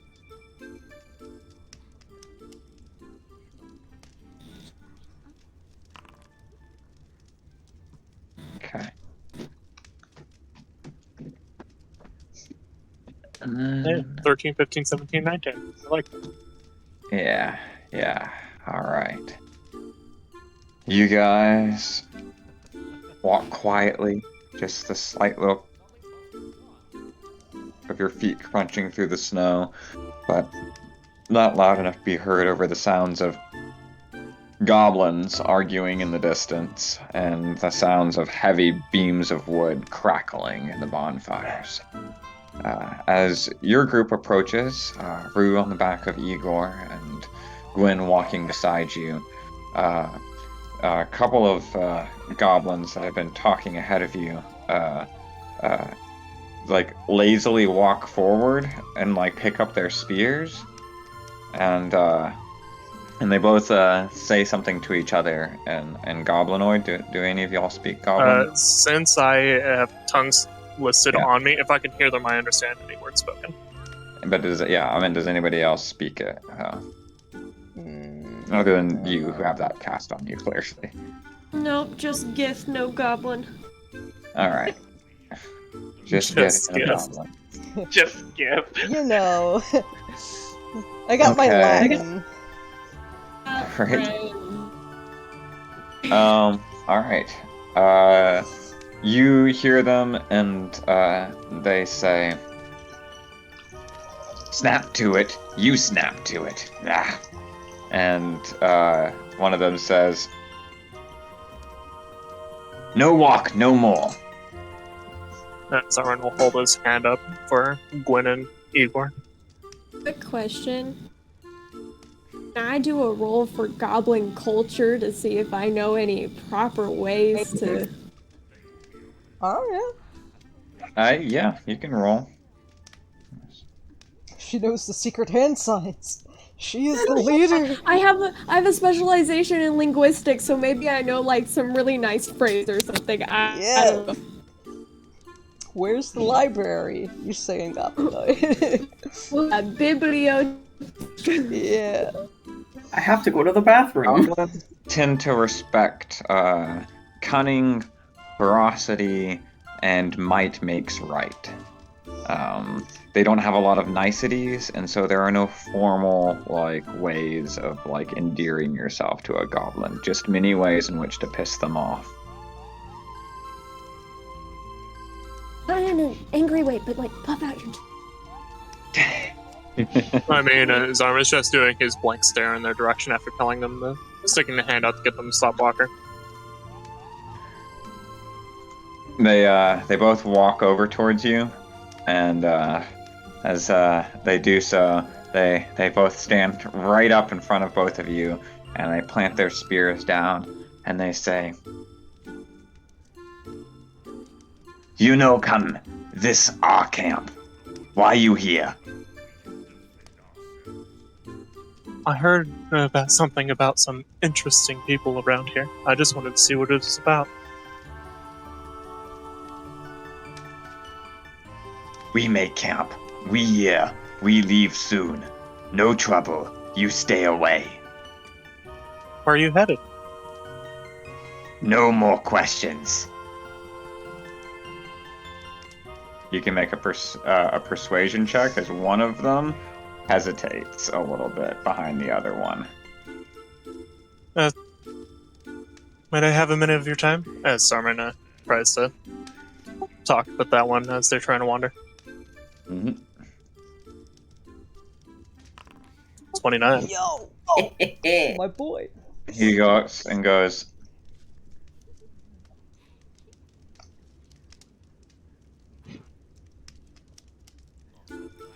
gold. You have gold? Zarman will pull out like 5 pieces of gold from his bag of holding and put it in the palm of his hand, face up towards him. He snatches it, takes a bite out of the side of it, nods, tosses one to the other one, who takes it, and crosses his arms and looks the other way as if he has no idea this is going on. Hell yeah. And then he goes, "We leave Big Clan. No like Big Clan. We decide, go far, maybe north. We here because boss say might be dragon egg. But we not find dragon egg, only cold. Where's the big clan? Big Clan to rest. We no like hobgoblins. They too strict, make us work all the time. Decide Teamwork, no more play. fun to be on our own. So that's everybody else behind you two? None of them like big clan? None like Big Clan. Big Clan much bigger. We very small. But if you come towards us, we will be very mean. Where is Big Clan? Yeah, I was about to ask that. Peak for kings.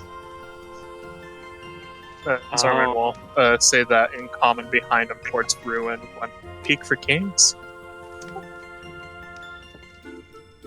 Big Clan chief, want dragon egg. Make himself very strong.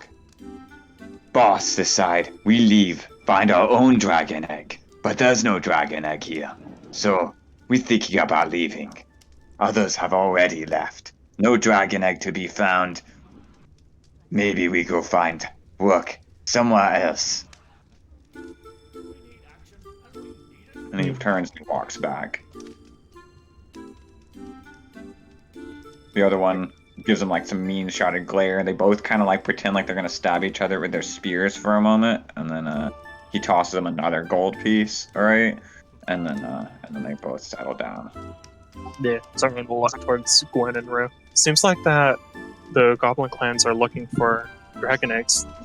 Apparently, the big clan that they're referring to, there seems to be some leadership wanting to grab dragon egg and be powerful, whatever they think that means.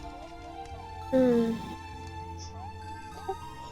small group also appears to be interested in finding a dragon egg, but they don't like the hobgoblins in their group and the big clan, so they're striking out on their own. Yeah. I don't know if we should leave them here either. Sounds like there might be a bigger problematic clan. They don't even have an egg here. If they went away they're from just- home, because, they're probably away from the crystal if there is one with. Yeah, because apparently the big goblin clan is going to the King of Mountain. King's Peak. Zarman looks confused. I think Zell mentioned something about a dragon egg landing on top of a big mountain east of here. Mhm. There's one What? here in the Gilded Gulf, but one in King's Pink. That's on the other side of this road. Yeah, they are very territorial right now. Because even after that chat, they're likely to stop us if we get closer than right here. And I think we got the most we can talking wise, but I don't know if we should let them roam. Because they are also on the hunt for something dangerous. I'm just gonna send a message to Dale with a cantrip and just go, we're looking for the eggs, but this clan hasn't found one. Bigger clan might have found one at King's Peak.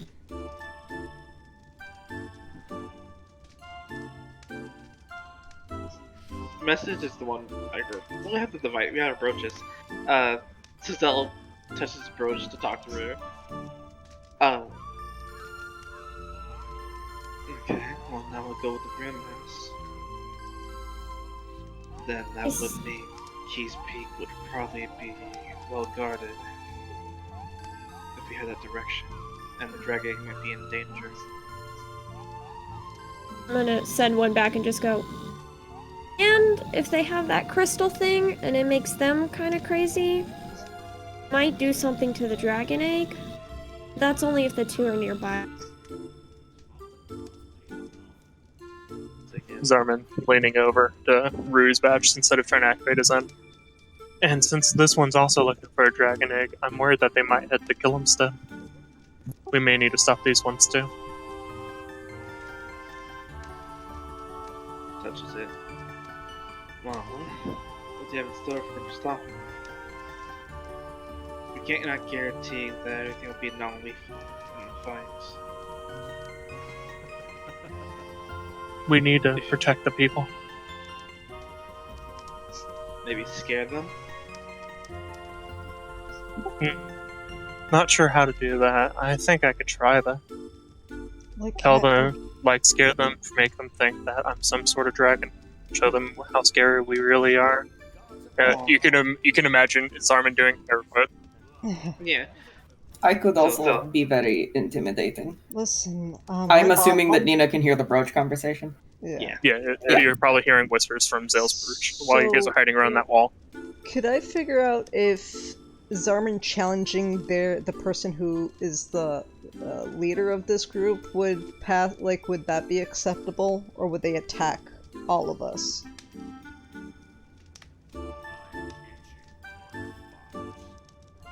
I can do a culture check, maybe. I mean, Rue already did asking- a that's right. asking type of Rue, thing. yes, Rue already can. If you brought that up, Rue would know enough from her check earlier about might makes right. That yes, if you beat them, whoever's the most strongest, if you beat the strongest, it makes you the strongest. Yeah.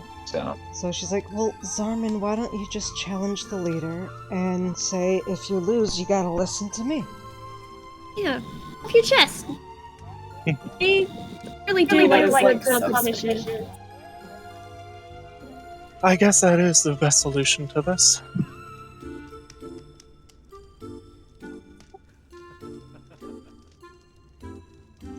Zarman, let me see how far the one feature I have projects out. Oh my god, yell across You're the like- fucking field. Yeah, I'm about to say I challenged the leader of this clan out loud. Yeah. Where is that fucking? I think it's 300 feet, right? All creatures within 60 feet. Yeah, they're a little far for me to announce it to them specifically, though. Ah, shit. Yeah, it's a little too far, and I can't get closer without pissing off the entire clan. Unless I just fill up with intimidation or something. Boy, who has thaumaturgy? I have Yeah, thaumaturgy, but I mean, I would have to cast tongues on myself so they understand me. But she's Yeah, totally. but then at that point, she would be the one to challenge him. I think Zarman will just say, No, I will just say like, our leader Oh. challenges your leader. Wait, I can go over to one of them and just. Chance Of just them sent a message in bring- the chat saying you can intimidate them. Yeah. Intimidate the guards.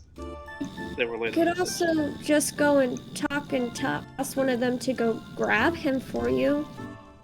Zarman will speak out loud to the two goblins by the fire. I challenge your leader. Roll intimidation check.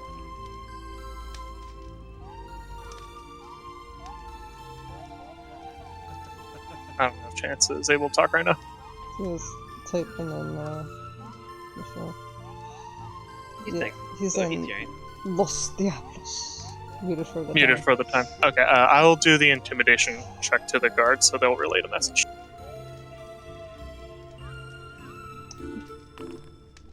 Fuck. Nina could do that. Yeah, That's a was nat also one. trying to help you. Nina is just gonna step out of her hiding place and look at Zarman and say, "Fuck you! I challenge the leader." That's funny. Yeah, don't you have a thing for Yeah, and I somebody would fails a assume that this is ferocity, and I would be able to get my expertise die. Yeah, presence mighty. Do it. Let's fucking go. Do it. Yeah, There we go. Yeah. Nina, fuck you, I challenge the leader. So Nina's gonna go do it. Gotcha. I'm gonna use a bardic inspo on Nina then. No, Be like, yeah, you I mean, got it! Yeah, I rolled a nat one. I would have used the bardic inspo if I didn't nat fucking one. Oh my god. It's so clear that you're persuasion man, she is the divination. Like, I am spec exclusively into intimidation. I love it. It's so good. So funny. As you say that, Igor's just like has this big dopey smile behind you, and it's like, oh, look at that good boy. Even the goblins were like, that's the one good doggo. You're the best boy. Anyone was gonna challenge this stuff with the other Zara and Nina.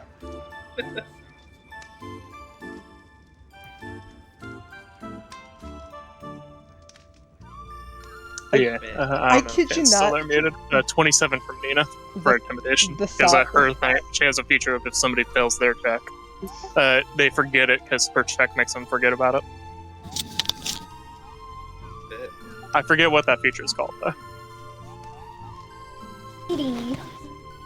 Which feature? The whole thing of if you intimidate after a skill check that somebody else failed, they forget about it because they're more scared of you.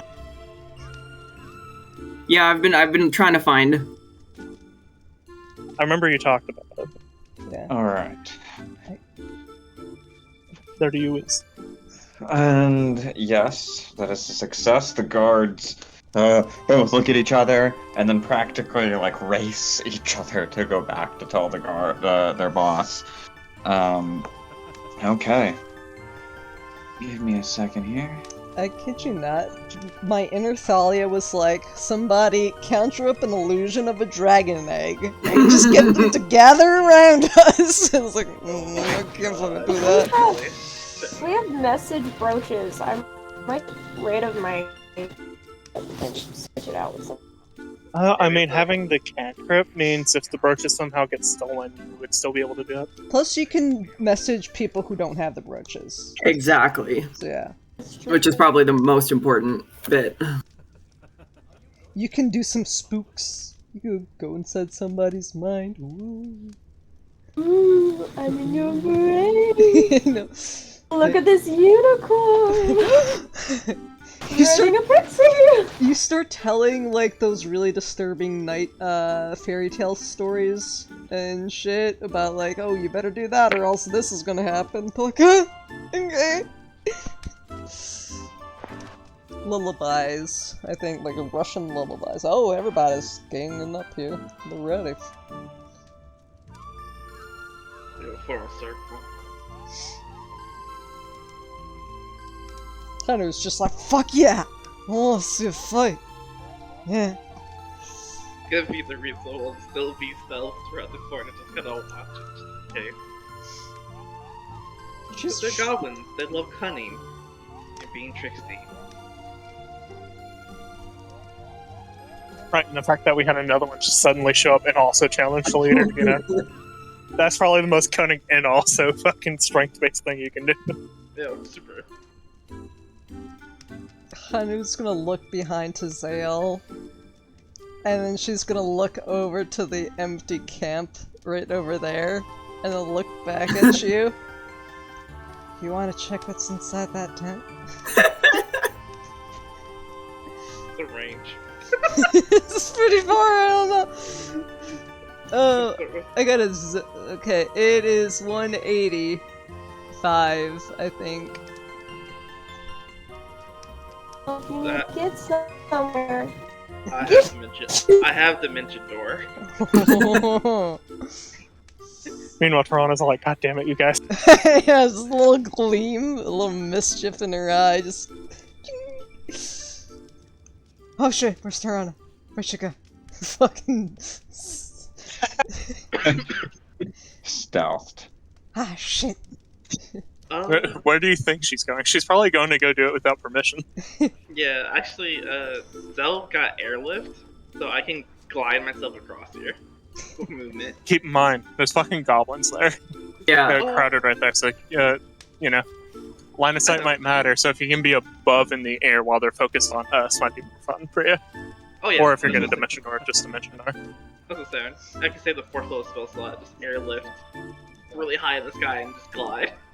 Can 160 feet. I go back while they're like gathering and try to like slip away and hide for a second? Sure. Make a stealth check. I mean, you were on top of the dog, so you just disappear behind the floof. I'm just gonna do that. I'm just gonna cast haste on myself and then I'm just gonna fucking glide. Yeah. Where you going? We're just gonna head over where Nenna just came out of. It depends where they're hiding or where they're starting to fight. I'm gonna try to get close, but hiding.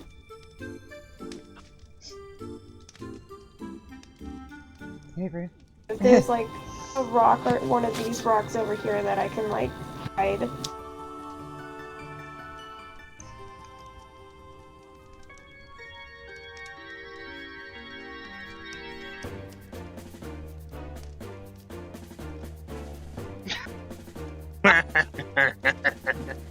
Yeah, just, line of sight.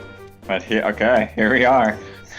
Yeah, Zell's like freaking he's gonna fly, like glide across so that they can't see way to the side. You see, as this guy comes walking down after everybody else had gathered, alright?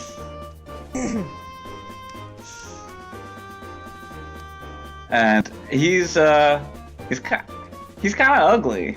Bald, got a big old scar across his face, like a big old meaty scar across his face, alright?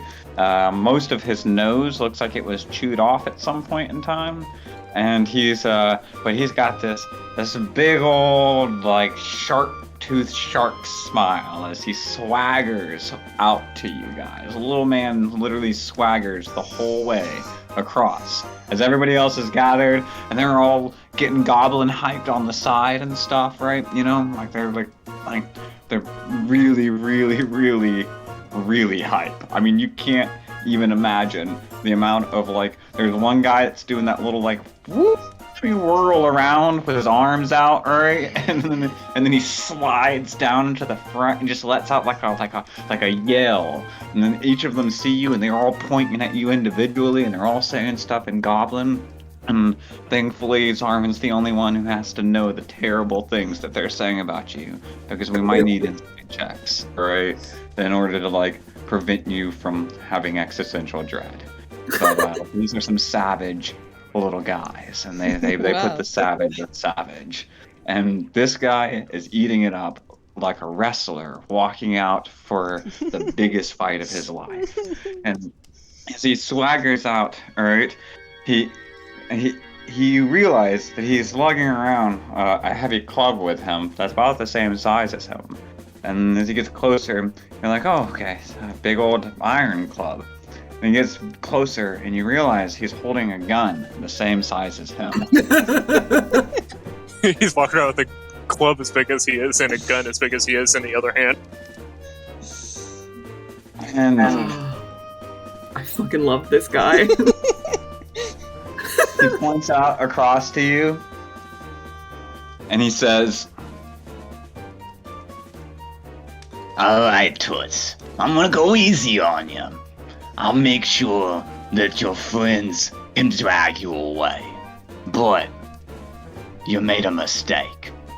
And I've gotta prove something here to all my boys. We've had a rough last couple of nights, you see. I think putting you down would be good for morale. So even though it might feel personal, don't take it personal. Yeah. I love him. Zell sits on the platform, looks at this, and hears all this, Interesting. Continues. Haru's eating this shit up. She's like poking her head over. Oh, I want to see it.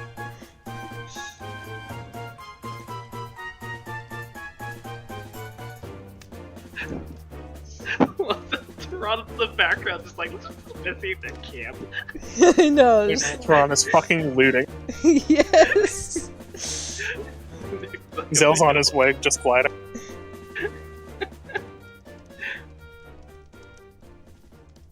Nina gets her great axe out, kind of does the little neck stretch, neck crack. And I just need to quickly check a feature.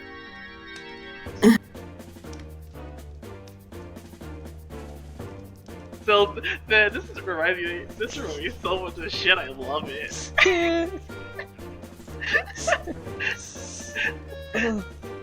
I The just laugh love at the Vegeta comes out of the bushes. Fuck you, I'd challenge. I just laugh so hard at the like Zell and Toronto and just being sneaky elves. I know. It's like your good old Port Valiant days. Right? Just stealthy. Let's go Yeah. ahead. And then Nina's gonna enter rage. All right. Oh, you gotta roll initiative first. Ah, yes.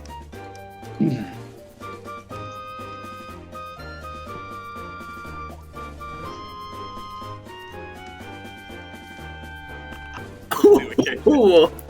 Not Render quite actually yet. goes first. Wait, wait, I might have a thing. I love this music. Oh my god. Do you have that bellowing or thing? Or? Yes, that was it. It was The a Moxie temple. roaring paws.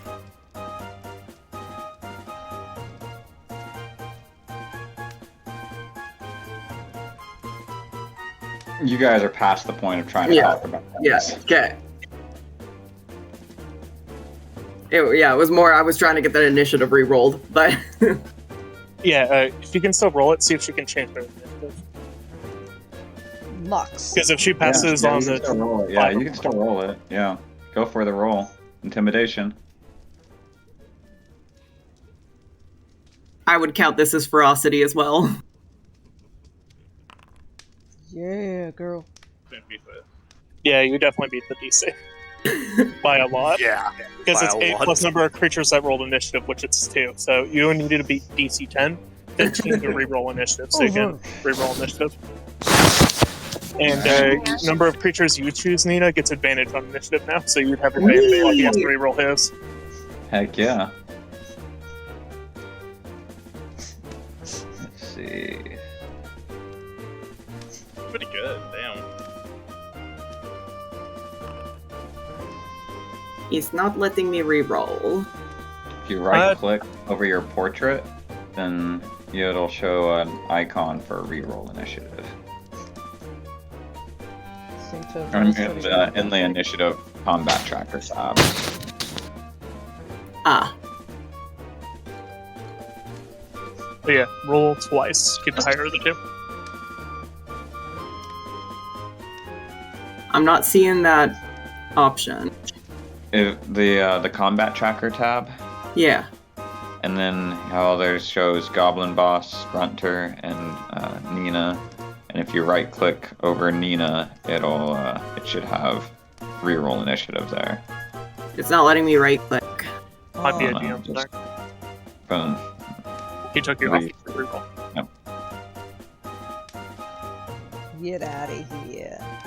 Here, roll with advantage. God Damn it. damn it! You were close. By one. Very close. He got you. The boss. This is a fast little fuck. Mm-hmm. He rolls with advantage when he's got his men around him. So, I figured. The boss. all right, It's gotta look good for the boys. he's gonna take a step here. Nina's got her rage though. Uh huh. Sweet. No, you do not yet because Okay. Not your turn yet. Yeah, sorry. Yeah, normally if you normally pass, a turn goes by and you can't do anything, so you wouldn't have been able to rage during that turn anyway. Exactly.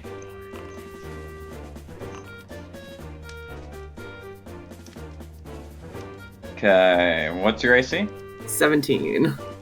Okay. First one misses, second one hits, but you realize this thing it has this wide spread of pellets. So it has a scatter feature.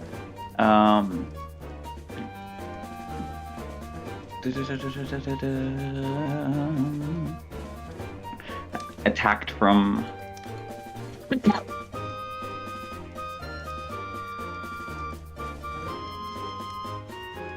me read that.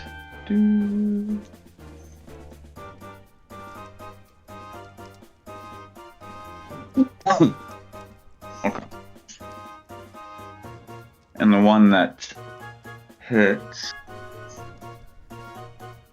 hit with both, but that doesn't matter in this. It's just didn't fuck it up. So it still managed to hit you, even though he's a little bit outside of the range. He's 30 feet away from you, and this thing spreads out really wide as soon as it gets out from even a couple of feet from him. And despite that wide net of scatter shot turns even like many misses into some grazing hits. One of them hits you flat, and the damage you take from that one is 11 piercing damage. And the one that missed you is still grazes you for 1 additional damage. You're not raging yet, so that's still flat. Damage. So a total of 12 damage. And they will. That was 5, 10, 15, 20.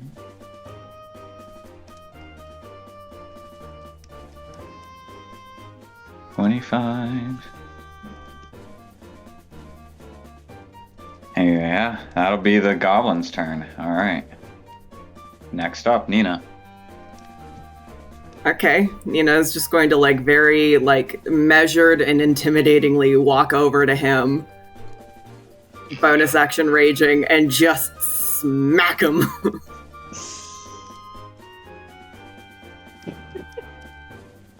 Okay.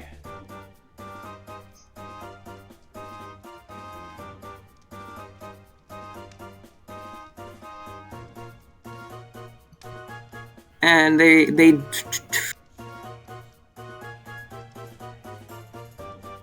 yeah, there's no advantage. There's no that thing.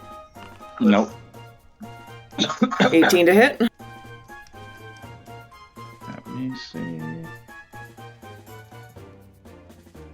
That's a hit. So he takes 17 damage. Okay. And smack him again. 27 to hit. That's a hit. Oh, I'm so close to a crit. Oh, But only 8 damage. Okay. You hit this guy so fucking hard that you hear this squeaky toy sound come out of him when you hit him. Alright? And he's immediately floored, eyes bulging, Looney Tunes in pain from that. The fact that he's still standing on his feet is an utter surprise to him, and he was not expecting the level of force which came from this giant weapon being hurled in his way. All right. Anything else on your turn? That's movement, 2 attacks, and bonus action. That's all I can do. Okay. So he is going to first bonus action, disengage, but not more. Firing 2 shoddy blasts in your direction. In these cases, he has advantage, which gives him. They both hit. No, never mind. One of them misses, but nothing. But this one, both hit, which means I roll an extra d10. Where is it? For a shot. For a total of 14 piercing damage. So 7. Mm-hmm. And out of your rage HP. Yeah, I'm trying to remember what it is. 3. Is this 3 3, yeah, instead okay. of 11? Mm-hmm. 3. Okay. And then disengage. And he's gonna back up.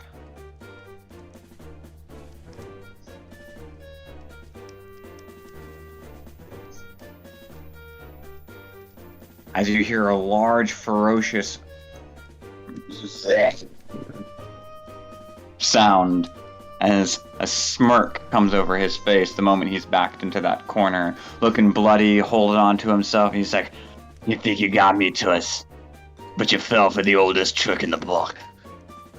As suddenly, wood and splinters and leaves fly out, and the snow that was packed in the space there suddenly comes erupting up, and you see from a pit dug down into the ground an armored bear with a helmet with this glowing crystal right in the middle of it. Comes right out of it. Alright. I am gonna throw this bitch into the initiative. Just because I find it funny, can Igor join the initiative pouncing the bear? Can what? Igor is. join. Yeah, we just say Igor is your mount. If you want, why not? Yeah. Where's the bear? Doggo hops out from the rubble there. Oh my god, I love it. Yeah, I don't know. Yep. It's a Pokemon battle! Let's fucking go! Oh, that initiative! Oh my god. Pat It looks like the bear Igor's got a wa- butt from a Bardic. I said, go get him!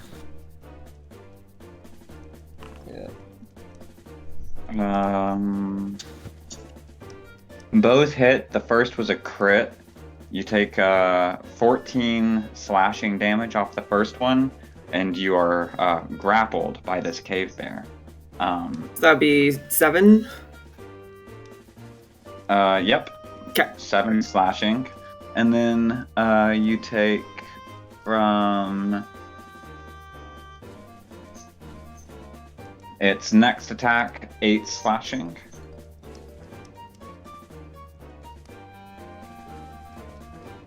Halved down to 4. You are grappled, and I need a charisma saving throw.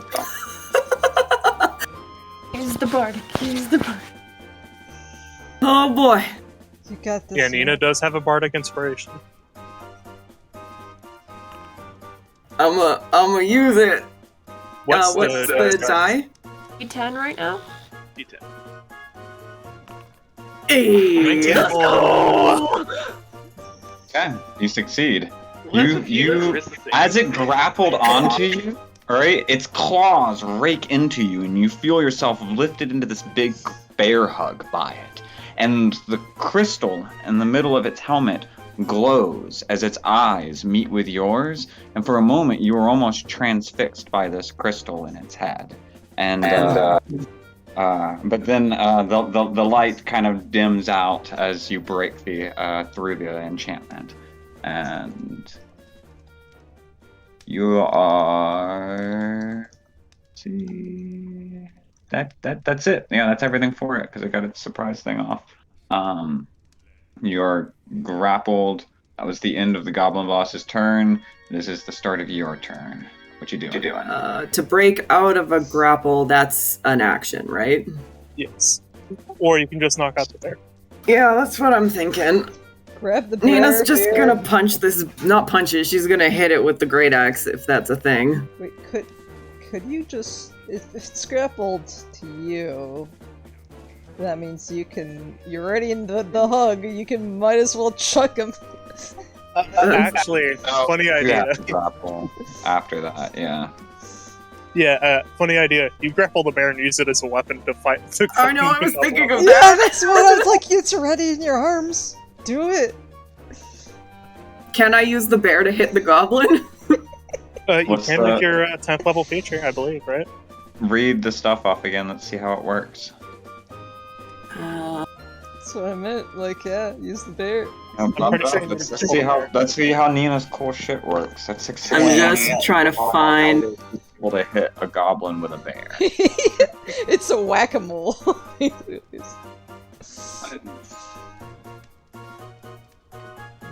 Where the fuck? There it is.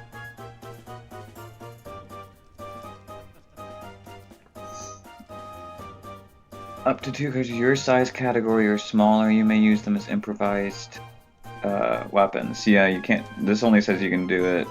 Was there something else that made it so that you could do things? My only thought was because Nina is strong. I think she's. You gain an extra desire attempts to grapple and proficiency with improvised weapons. Upon successfully grappling up to 2 creatures your size category or smaller. So you need to grapple the bear to use it as a weapon. Okay. So I need So to you grapple this can boy grapple right the bear. back. Yes. So But spend one I attack. think what Chance is worried about is that Nina is technically a medium creature. Yes. She had multiple features that makes her count as a huge size creature Yeah. for A lot, various yeah. other things, which is why it's up to 2 size categories. Were you reading this? Upon successfully grappling up to 2 creatures, your size category or smaller. Yes, I can like dual wield gnomes, but I can't necessarily grab a bear and use it as a club. Yeah, this was a whole thing that you mentioned, possibly changing it to 2 size categories, because she can already do a bunch of shit Because to of like other this things. shit. For I me, thought, specifically, was talking that about I thought the idea was that she gained the thing to be able to enlarge herself. Didn't she grab that as like Yeah, her build thing on No, it? yeah. The idea was that if she got herself bigger, it's 2 if she enlarged herself. Yeah, then that's it's- it. Yeah, Thank you. Brutal Might's Okay. a separate thing to the stout build. Like, just because you Yeah. can Yeah. grapple something bigger, you can't Brutal Might with it because it's too Exactly. difficult. Unless You'd have to increase your you- size to do it. Yeah, unless Yeah. you cast enlarge on yourself, which could work. But I can't do that right now. Yeah, exactly. right. That's Yep. that's what I was like. I was like, I don't think we're quite at the bear. No, we were combining like 3 different discussions is the issue.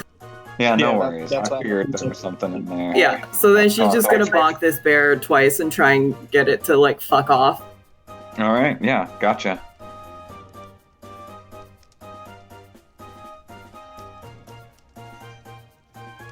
And I. Oh. Okay, would this be something I could use to have avoided that grapple, or like no, because the grapple came on a hit. Never mind. Yeah. Okay. Yep. Smack. All right. Okay. Oof! That one. Nope. Swing number 2. Yeah, boing number 2.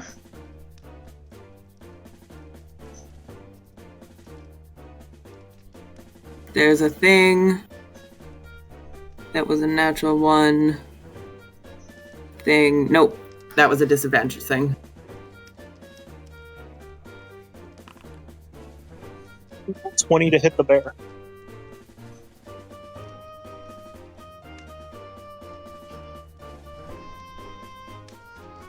Okay, yeah, that's a hit for certain.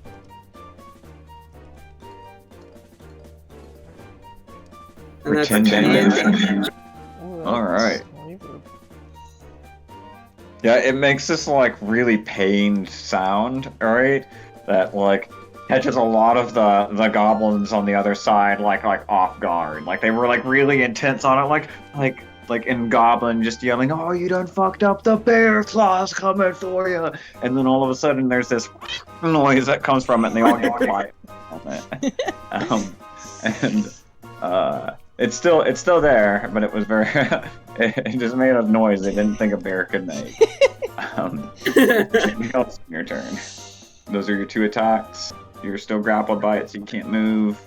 Still got a bonus if you got anything. Maybe.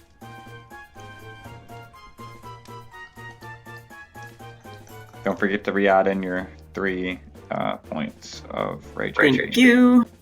They are back. And I'm considering trying to intimidate the bear. Do it. Don't be a bitch. No. And she stomps her feet because she's mad she missed that first hit. Versus your Okay. passive intimidation or become frightened of you until the end of your next turn. You may use strength con or charisma, whichever is higher to calculate the passive intimidation. 19. My passive intimidation is 19. Then they need to meet a DC 19 wisdom saving throw. The bear and the goblin. Yep. You just stomp on the ground. The bear stomps back and roars. The bear passed? No fucking Yeah. way. Yep. Yes. How about the goblin? Let's see, haven't rolled him yet. The goblin did not. The goblin is fucking shitting himself. He's trying to reload that weapon. Because it's muzzle loaded, so it's like Panic's trying to load this thing right now. Like, oh my god. Like, hold on, bear. Please. Yeah, so they are officially frightened of you. Okay. That's a fun expression for frightened. Okay. Mm-hmm. That should be Nina's everything. Yep. Igor is up. Igor sees the bear and then he starts to fucking growl. He will walk up into the air. So he will fly 30 feet up that way on top of the wall to look at the goblin.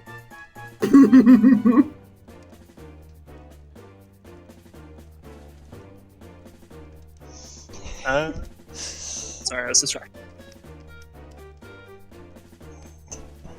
So Igor's up on this wall and he starts to do the barking noises as he's running there. And he's looking at this little goblin bastard and goes for a nip. Chomp. Bork. 21 That's hit the it. goblin. 4 damage. He needs to make a DC 12 strength save or fall prone. Okay.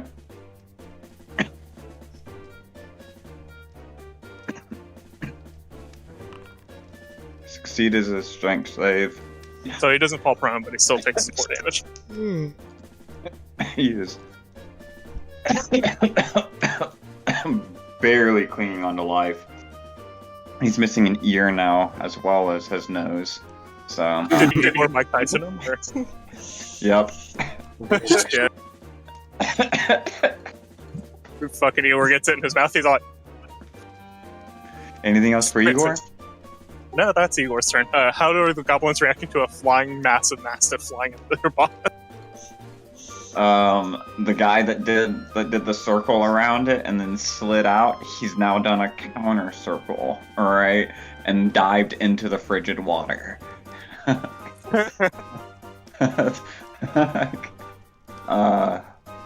Alright, this brings us to the cave bear.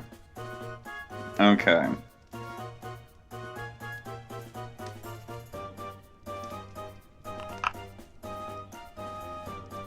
First one's a hit. Second one is also a hit. Bear be strong. This puts it at 8 for the first one, 7 for the second. So 7 damage. So that's 3 and 4. Yeah. So 7 damage. Oh, yes, there we go. And then charisma. Oh, again. Yep. Is this anything related to my impervious to fate shit? No? Nope. Didn't think so. You're impervious to what? I become especially resistant to fate alteration magic. You have advantage on saving throws against divination spells. Oh, I thought there was another type in there. It's just divination spells. Gotcha. I don't think the bear's casting at you. Yeah. Oh. 13? Oh. Diggity damn. Okay. Did he meet?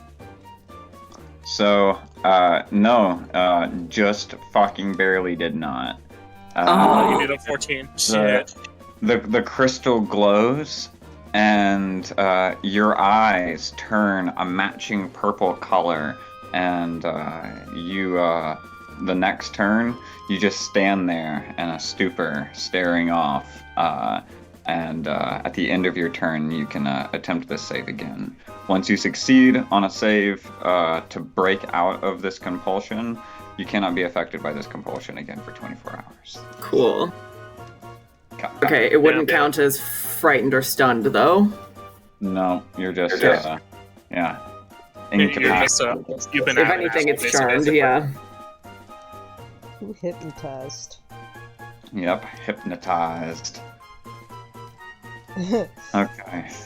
Damn it, I'm out of range. I think of spell magic. Be like, That ends its turn. Goblin Boss finishes reloading. Is still frightened of Nenna, even though Nenna is in a stupor. And let's see.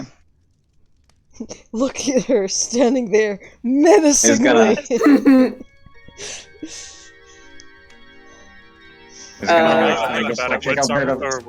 Yeah, now I think about it, would have Igor have gotten like attacking from high ground since he was up on the wall? Yeah, you would have. Okay, I forgot about that. Which was... I'll remember. I think it's just like a D4 more to the attack, but it hit anyway. Gotcha. Alright. So at the end of my turn, I get to roll again? Yeah. Yes, at the end of your turn, you get to roll again. And they're going to take a step back and take a shot at Igor, this giant flying bear-sized dog that just took a couple swipes at him. And you're like, here, doggy, doggy. Here, doggy, doggy. I've got a treat for you. And shoddy blasts. Let's see, 1, 2. And you're gonna reach behind him, and he's gonna pull out one of his potions hanging off of his belt. And oh, this motherfucker. Be ready. He's rolling shit because his luck is terrible. Okay. Yeah, he's a little bit rejuvenated, but that was expired, I guess. So it wasn't very potent. Let's see. What's Igor's AC? 12. Oh gosh. Both of these hit. Okay. Let's see. Nothing. Okay, yeah, neither one of them would apply to this scenario. And so 9 and 5. 9 and 5, what? Damage each.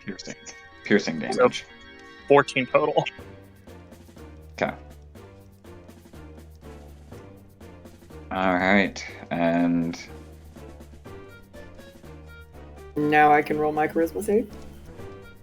that will bring us to your turn, which you can't do anything. You kind of stand there, eyes glowing this purple color, and then go ahead and make a wisdom save. Oh my god. Nope. Stiletto. Igor? This fucker just shot me. Do I need to disarm him? Do it. Hell yeah. I think since he's shot, Igor's not going non-lethal. Oh, Nina was supposed to go non-lethal? Igor, 20 to hit. That's a hit. 1 damage. Strength 12. Strength save. Okay. +2 on them, right? On the down rolls? Succeeds No, on he, he only has the amount of attacks as a wolf does, so. No, I'm saying your pierce damage is 1d6 +2. +2? Yeah. Oh yeah. Oh, We haven't added that. apparently I fucked that up, so he would have taken 2 earlier and 2 now, so another 4 on top of that one. I'll fix it. How's everything healed from that potion?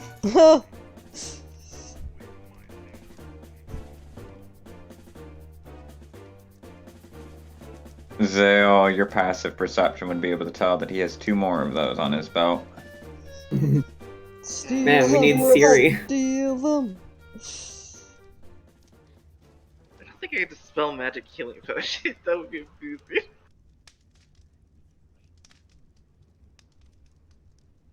And I believe Brooklyn was talking about doing something subtle with Rue. Yeah, but if I music and they might agitate them. They wouldn't know I'd be spellcasting through it. Doing something with what with Rue? Oh, so Rue, when she uses like her wind instrument, so like her dragon flute, she can play pure music, but then she can also play and roll her perception or deception check, so they won't know she's casting spells while she's. I didn't know if that was gonna. Be... It would unstealth you, but if you pass the check, they won't know that you're cheating. Yeah, you wouldn't be stealthed anymore, but they knew you were there before, so they just like, if they're trying to keep track of you, then I guess they would know that you're missing, and then know that you're not, and now you're playing music, so. But I haven't started yet.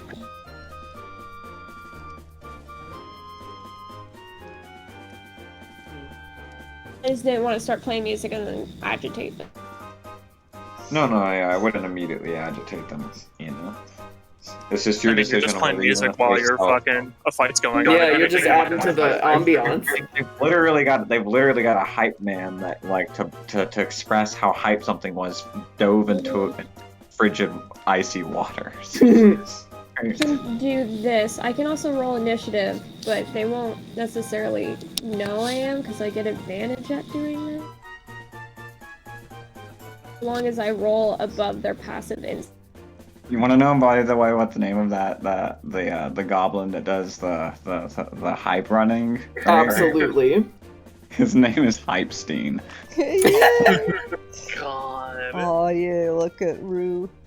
So long they don't have a passive insight above 19, I'll be playing music, but they don't know I'll be casting.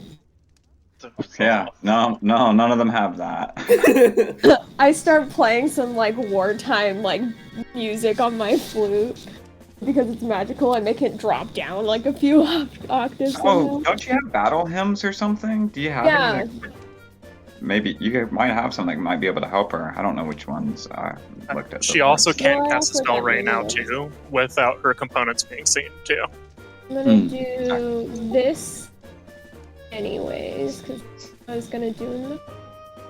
Your battle hymns no longer require concentration. Your battle hymns can affect a number of additional creatures equal to charisma. Cool. Battle. Oh, or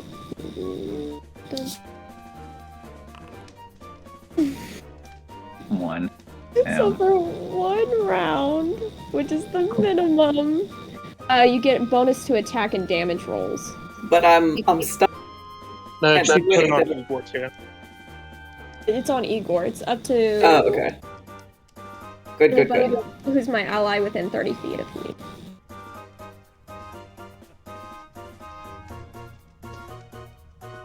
Out of range of Igor, only Nina.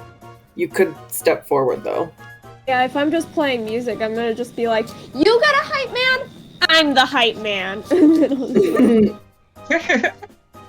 I love it. Maybe your Get hype up girl here. runs up the wall, fucking.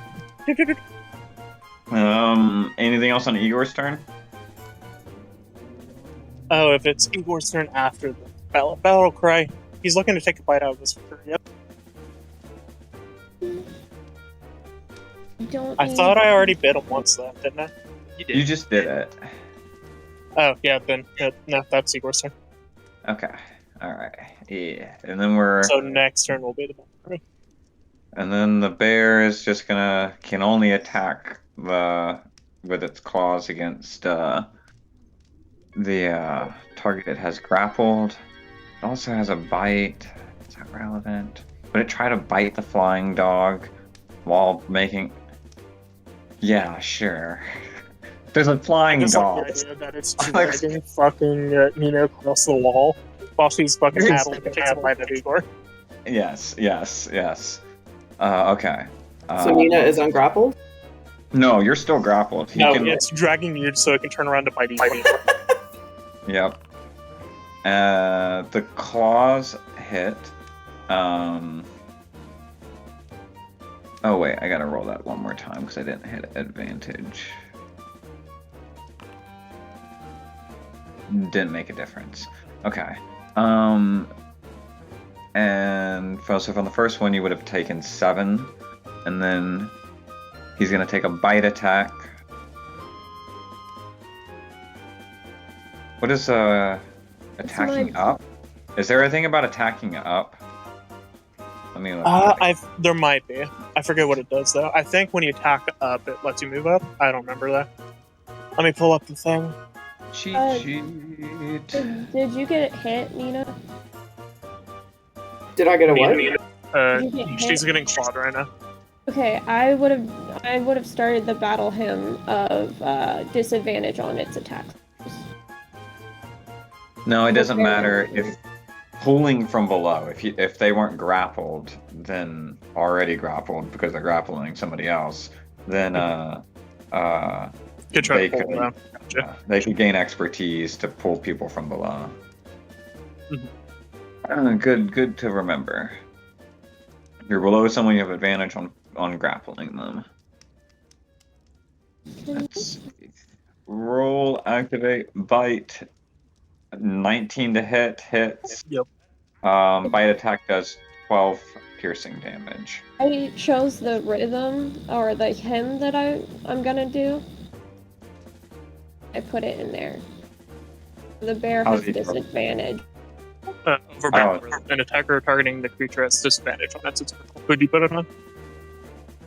Put it on. Or yeah. is that a second hymn? No, that's only it did one this time. I have a thing Okay, where it's I on can me. do 2, but I only did 1. An attacker targeting the creature has disadvantage on its attack roll. That's And she put that the on me. that's the battle hymn. Mm-hmm. Cool. Because I believe You she put can it- do 2. Oh, you put it on Nina?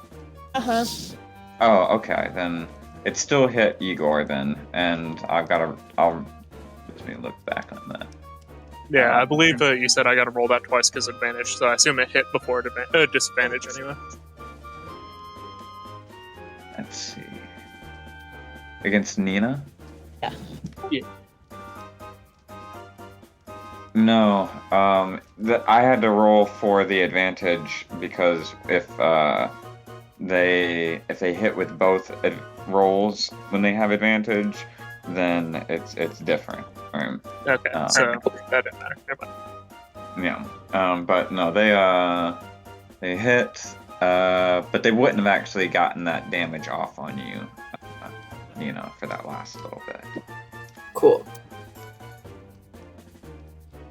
Because that would have been a miss, as they instead lash out at Igor in the air and took like a bite out of his tail before he kind of kept himself afloat on his platforms of ice.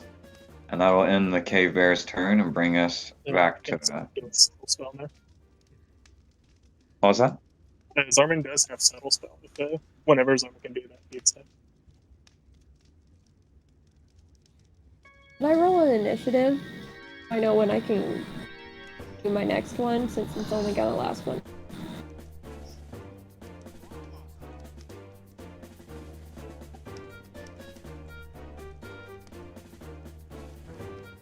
No, you'll just do it off of Nina's turn. Okay, cool. If we all roll into it, then I'm gonna have the other characters start rolling active perception checks instead of having their passives be on this stuff to see what's going on. We'll do it after Nina's turn. Gotcha. And okay, so Goblin is going to bonus action take his potion. Inventory. Where'd it go?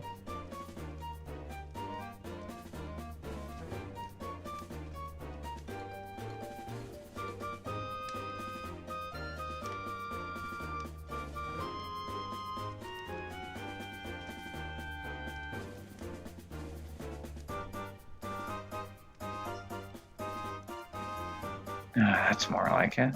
Oh, that's a good potion. Somebody grab it. Igor isn't that much. He's going for the throat right now. So he's gonna take one shot towards Igor. It's a hit. 7 points of piercing damage. Okay. Take a step. Igor. Oh, Opportunity. yeah. Opportunity. Nom. Get that No. extra damage. So I think she gave you a ballot for that. 6 misses. Yeah. He still has Well, bardic, even right? Oh, what's that? Here's the Still has battle cry. bardic. Oh. Oh, Igor also does that bardic. Let me roll that. He gave him a good pat on his butt before he went out. That would be 14 to hit. Or 15 because the ballot hit. 15 to hit. Also, I think you get an extra. No, no, it's no. not. No, it's a miss. I'm sorry. Yeah, 16. Damn it. Yeah. Wait, Need to be. No. didn't Didn't she me. give you something else though that did it? Both Yeah, it was the on- +1. That's why it hit 15. I only rolled one round of it, so they only get Oh. a +1. If I rolled more rounds, they would have like +2, okay. +3, +4. Gotcha. But since she only rolled a 1, it was only +1. Okay. So 15's all I got. So that's Igor's Yeah, I don't reaction. Nah, Igor. Y'all so fucking far away from me. Okay. Nina's AC is what? 17. Okay, it's a hit. Disadvantage? It would be flat because she's out. Okay, cool. And you would take 1d10. Oh, I'm sorry. It's 10. Like, wrong line. And that's just the piercing, so I get the resistant. Yeah, so 5 in total. What you add to your rage HP from last round, right? Yep. Okay. I'm like only 8 HP down from last level's hit points total, so. Somewhere in the back of your mind, the rage is still burning. And speaking of which, that ends their turn. As it comes to the end of your turn, make your charisma save. Come on, bitch! Yes! So, you break out of it. You break She's out of free. it. The color of that gem fades from out of your eyes, and the glow goes away from the crystal. And Igor, your turn is up. Oh, Nina's also just gonna do like an evil cackle. Since I'm sharing Nina's initiative, that would mean Yeah. that one round of Yeah. that effect Oh, is yes. over. Go ahead and talk about Igor. I'm gonna read this real quick. Zarman will just mosey over a little bit and spend 1 sorcery point.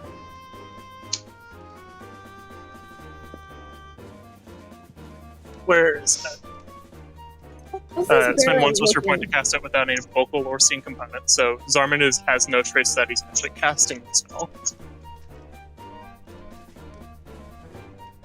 And Zarman will cast Shield of Faith at 4th level onto Nina. So you get +3 to your AC. It kind of looks like the blizzard's going around you for some reason. But it seems to be helpful right now. Even though the cold air's flowing around you. It seems to be nice. Nina likes the cold.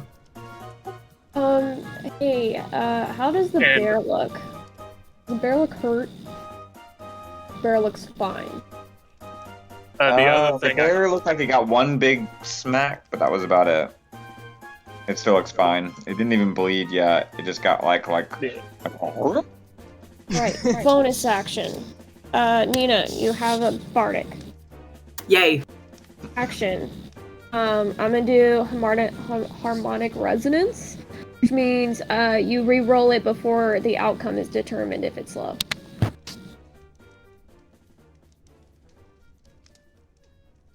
Hell yeah. I forgot, since I did a spell that specifically targeted you, and it raised your armor class. How many points of HP are you down right now?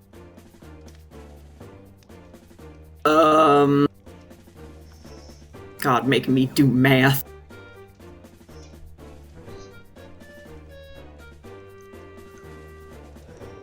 $33. So you're down 33 HP? Zarman will put all of his land hands onto you, so the blizzard also seems to be closing your wounds too. Hell yeah. I don't. When you cast, it's as an action. I can't do it. Never mind. Take that 30. And also, it's when you cast a spell or make a weapon attack that deals radiant damage. It's the second paragraph on that whole thing. Scroll up. Hmm? When you cast a spell with the casting time of 1 action, which is why I realized I can't do it. That target or a single creature of the target gains an expertise advantage from its condition, raises its armor class, adds to its speed, or grant temporary hit points. You may draw from your lay on hands pool to heal it as part of the same action. You need not. Oh, and if it's temporary hit points, I can't do that because rage. No, I was gonna use lay on hands on you, but since it was a bonus action, I did this with like. Oh, okay. Never mind. All right. Yeah, that's just part of the Arcane Sentinel thing. If I use my action to cast a spell to put it on somebody that buffs them, I can heal them too. But I didn't use my action. I used bonus action. Gotcha. I see it. All right. So yeah, +3 to Nina's AC. Igor? Igor Num Num. Chomp. Against the bear or against the goblin? At this point, Igor gonna flank with Nina, seeing that she's back too. So I will be somewhat on an incline, but trying to be level with the bear at this point. So that way I get that flanking. Yeah. Igor, 1D. Igor. And would this count as Igor getting pack tactics? Tactics? Because the wolf has advantage on attacks against a creature if at least one of the wolf's allies are within 5 feet of the creature and is not incapacitated. Yeah. Nina just passes, it's not incapacitated. Yeah, definitely. So advantage, and since I'm flanking, expertise side. 24 to hit the bear. That's a hit. 8 damage, and it needs to make a strength saving throw. Okay. I feel like it's good at those. Everybody has a bad day, but not today for this one. It is fine. It takes 8 damage, which... Igor gets its butt. Yeah, but it's bleeding now. And that's not like a really mean, ferocious yell. And as Igor is getting closer and closer to being defeated, more celestial properties kind of appear on Igor, like there's icy wings coming out of his back right now. And his eyes are kind of glowing. That's one. And his holy barks doggo. are starting to sound a little bit more ethereal. That's one holy doggo. That'll be Igor's turn. Oh my dog. Mm.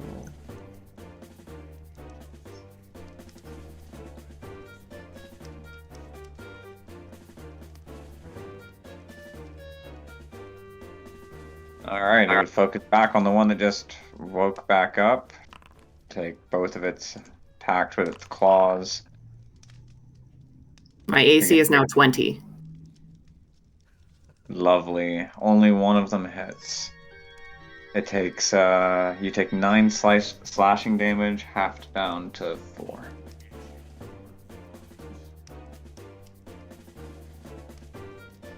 And that'll... Yep, that'll be the bear's turn.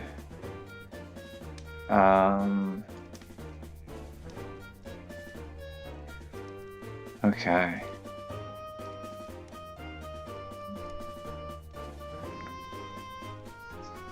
Boom shaka. And then in the other direction, towards Nenna. Boom shaka.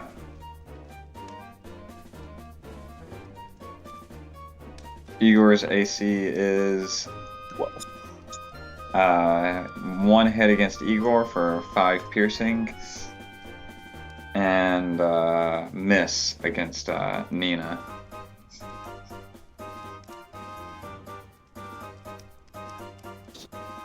Okay.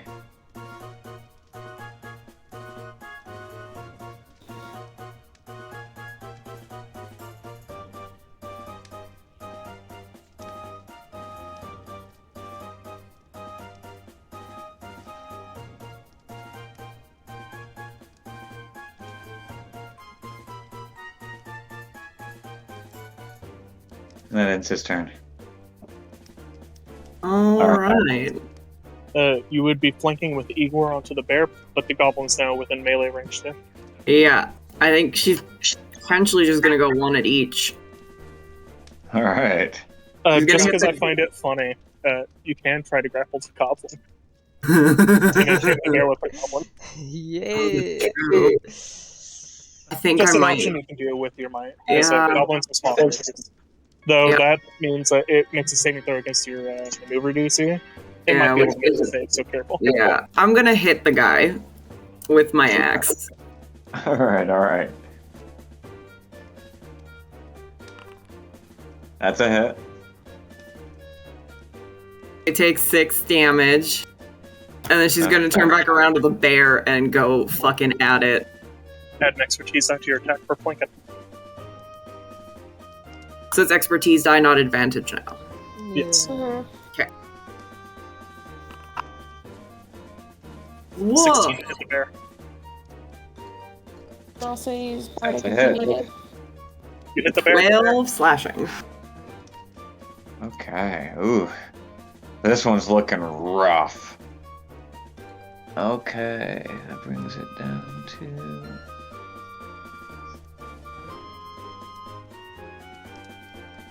They are on like Oh, no, never mind. angry animal instincts right now. Anything else on your turn, Nenna? I don't think so. Alright. Mm. Igor's up.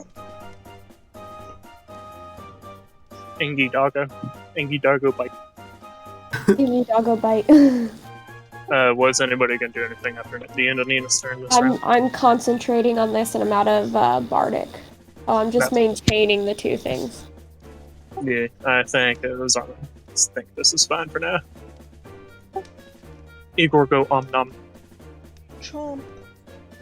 and pack tactics plus flanking. 15 to hit the bear.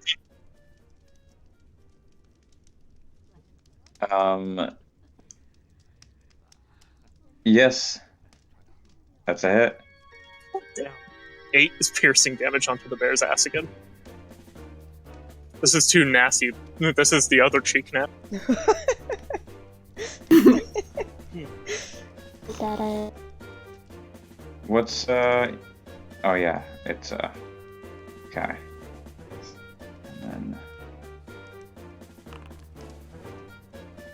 Igor suddenly, as Igor lashes out towards the bear,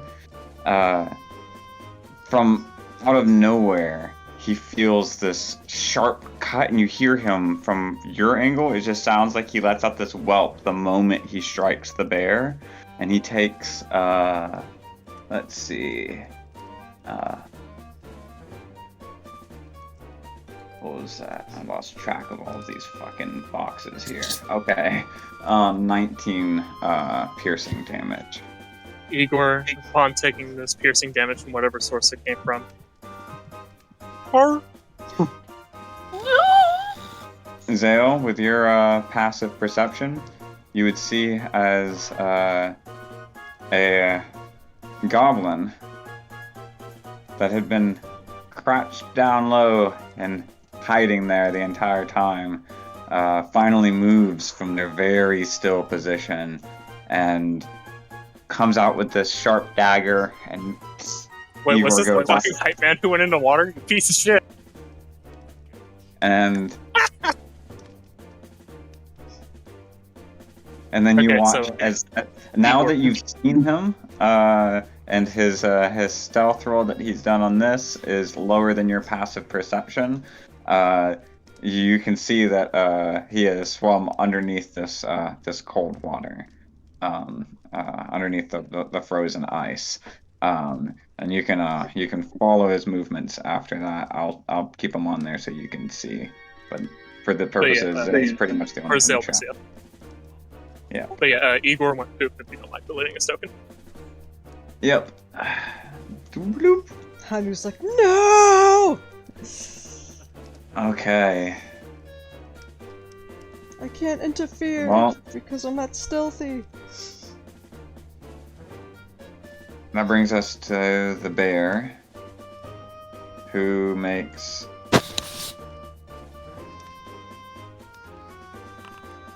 two more claw attacks against Nenna. With an expertise on it, since it is flanking with the goblin. Yep. Smack that Both guy. of them hit. You get AC 20? 9. Yeah. Okay. You get 9 from the first one, and 6 from the second one. So that's 4 and 3. Yes. Okay, so I'm going to ignore that 3 for the temp HP. Okay, so 4. Alright. And that ends its turn. You're still grappled. And that brings us to the goblin boss, who, close to you, shoots at disadvantage.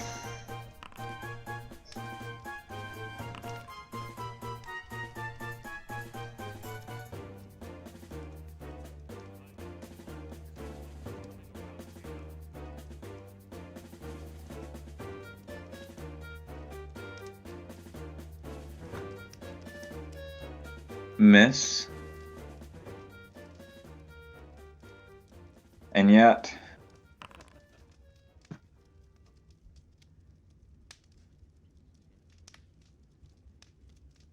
from the whopping amount of shrapnel from the graze of the cluster standing this close to it, you take 16 piercing.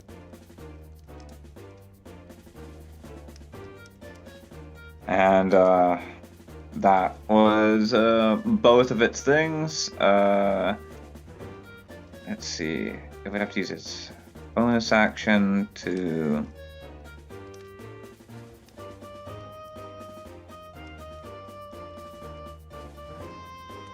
No, they're not going to do that. They'll use their bonus action to reload, so that they can fire again on the next round.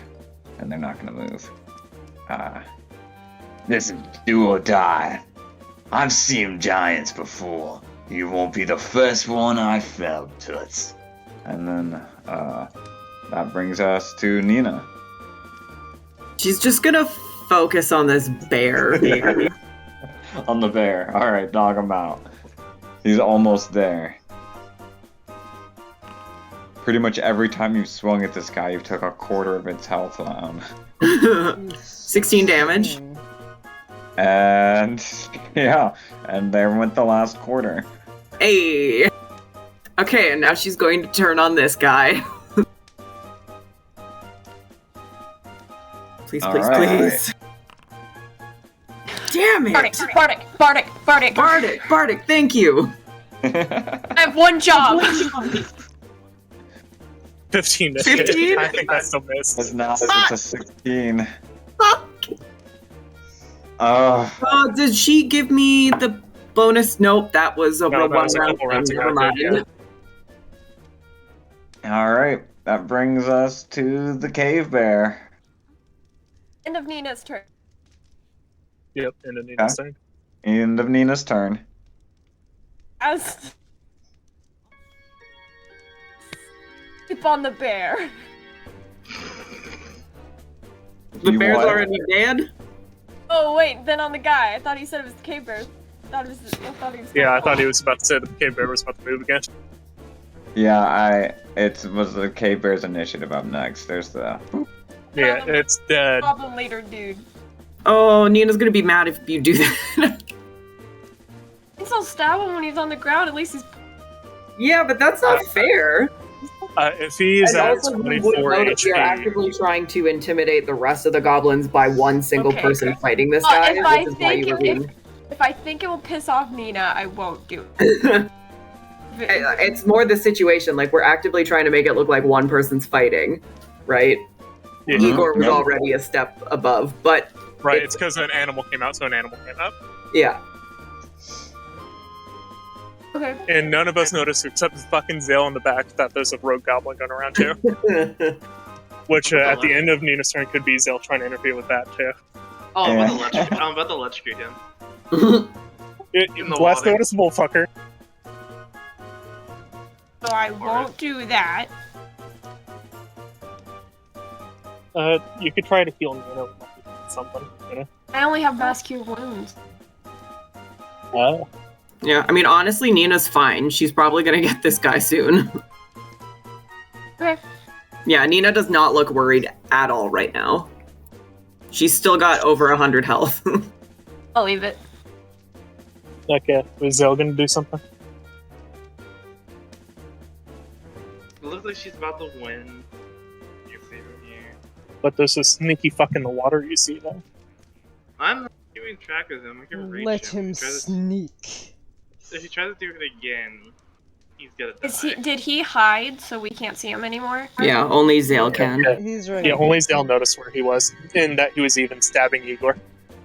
Did Zale have said anything, or is he just watching? He's on the other side of the fucking map because he flew over there.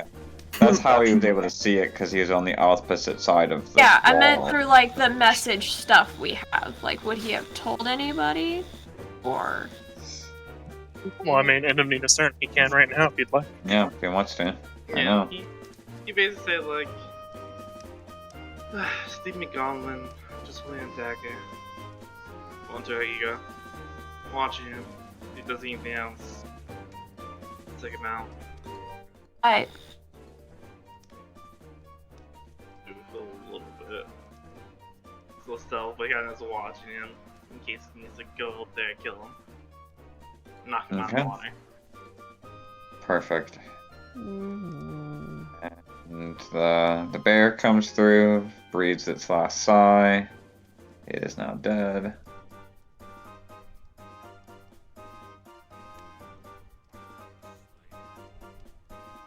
Which the fear that the boss had is gone for a while now. Yeah. Yep. That's why he's been, yeah. Oh, he's internally panicking. Don't worry about this. Oof. Give me a second. That's either a critical fail or a critical hit. Wanna find out? Weapon jams. Next time. Oh shit, purple milk. Okay. Grab the weapon says- and curl it.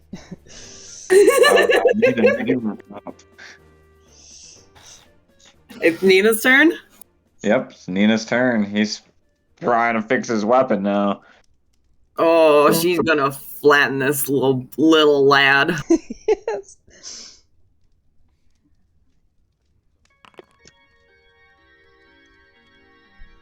So that would be That's a hit. 16 damage. And that, how would you like to do this? She doesn't even use the sharp part of her axe. She literally just like lifts it up like she's going to chop some wood and smushes him with the flat of her axe. He goes down all the way waist deep into it with just the top portion of him sticking out of the ground like a carrot. And then You just whack them all. Is this lethal or non-lethal? High or low? Hi. Go for it. It is non-lethal. And as you lift the top of it, his head kind of like lolls a little bit. There's a little like dizziness to his eyes, and he falls unconscious. And that ends combat.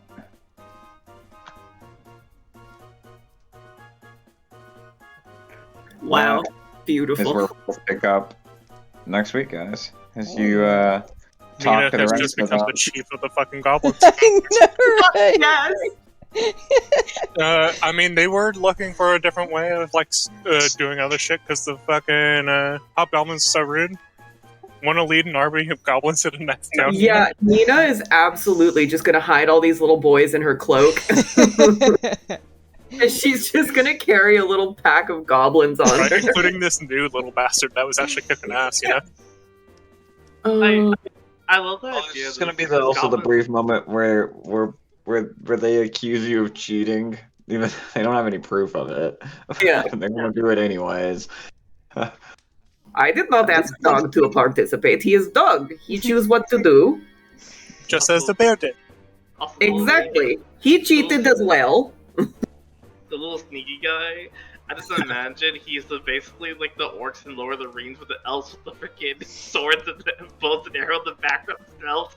Just like, you really want to do Yeah, I just laugh at the idea. As he's like about to surface from the water again, Zell just flies above him, fucking snatches him, and like looks at him with a grin, while showing him the down boss already. Mhm.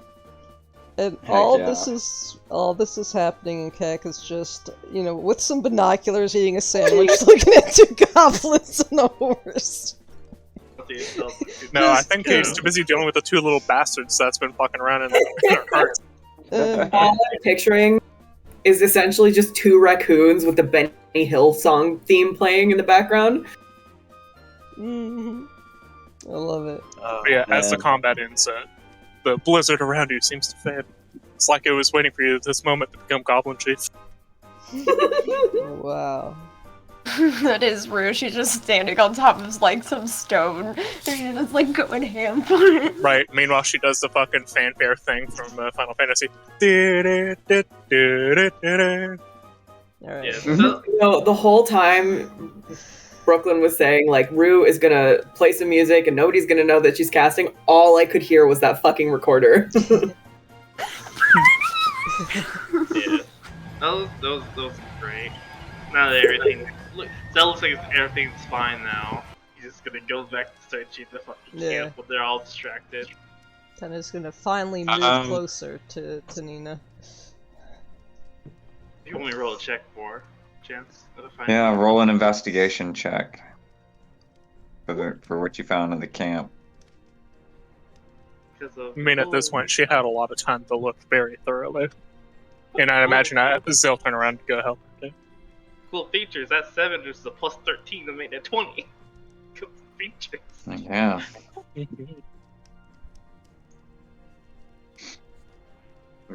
Well, you determined that this was one squad. Evidently, they have gathered 20 companies, and you can give me a history check to determine how many squads you would get in that many companies. 29. Okay. So you would determine that if that's true, there is roughly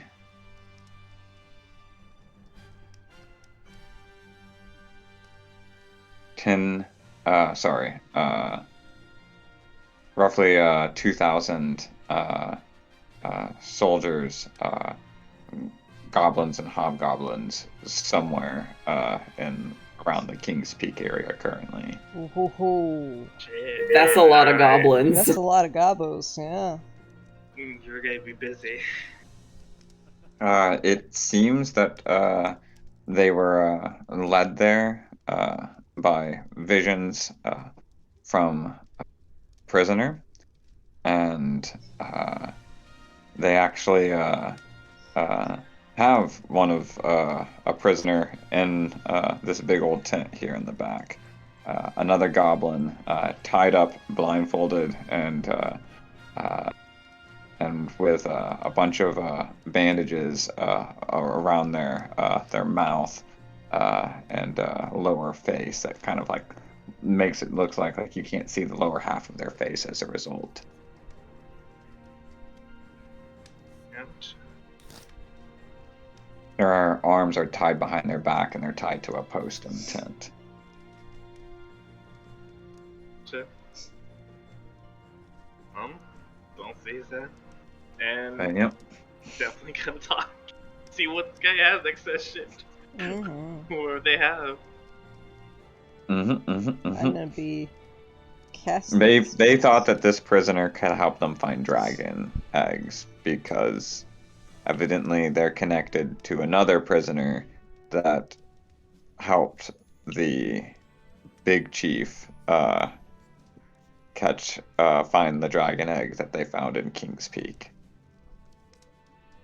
I guess I'm going back, guys. So, They call it the Firestone. By the way. Oh my god. Okay. Yep. Go in with that information. Red dragon, maybe. Nah. But good night, guys. I'll see you guys later. Okay, take Hi. care. Have a good night. Bye. Oh. No, That it's was fun fun. being able to watch Nina duel a goblin chief and having both sides cheating. Yeah. Yeah.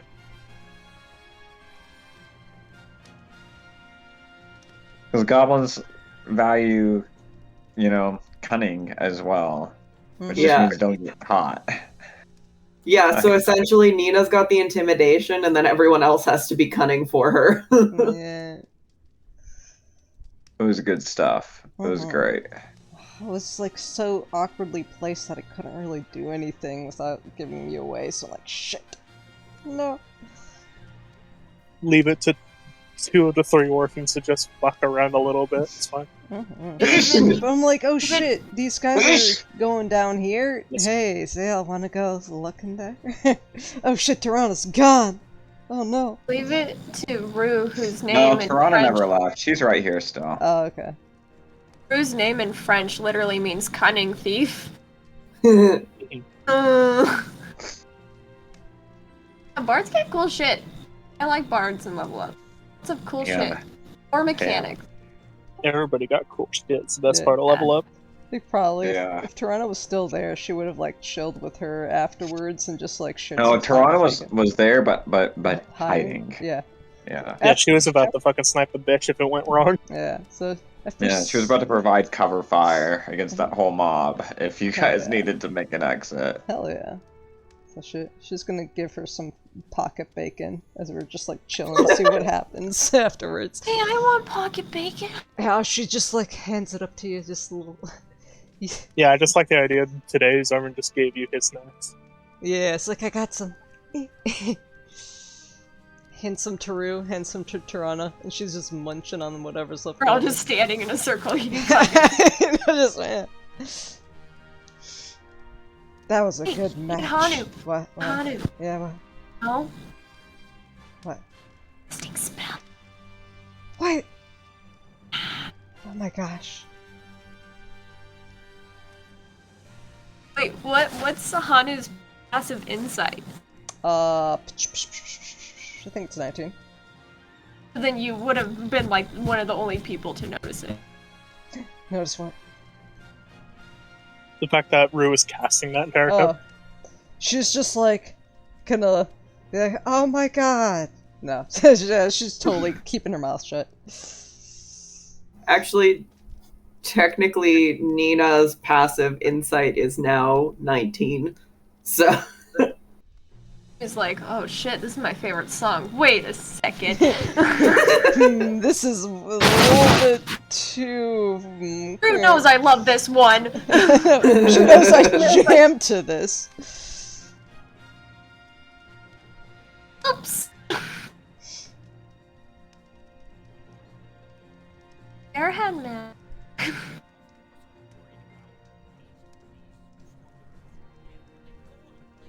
Don't worry, we're coming back with like a group of goblins ourselves. It'll be fine.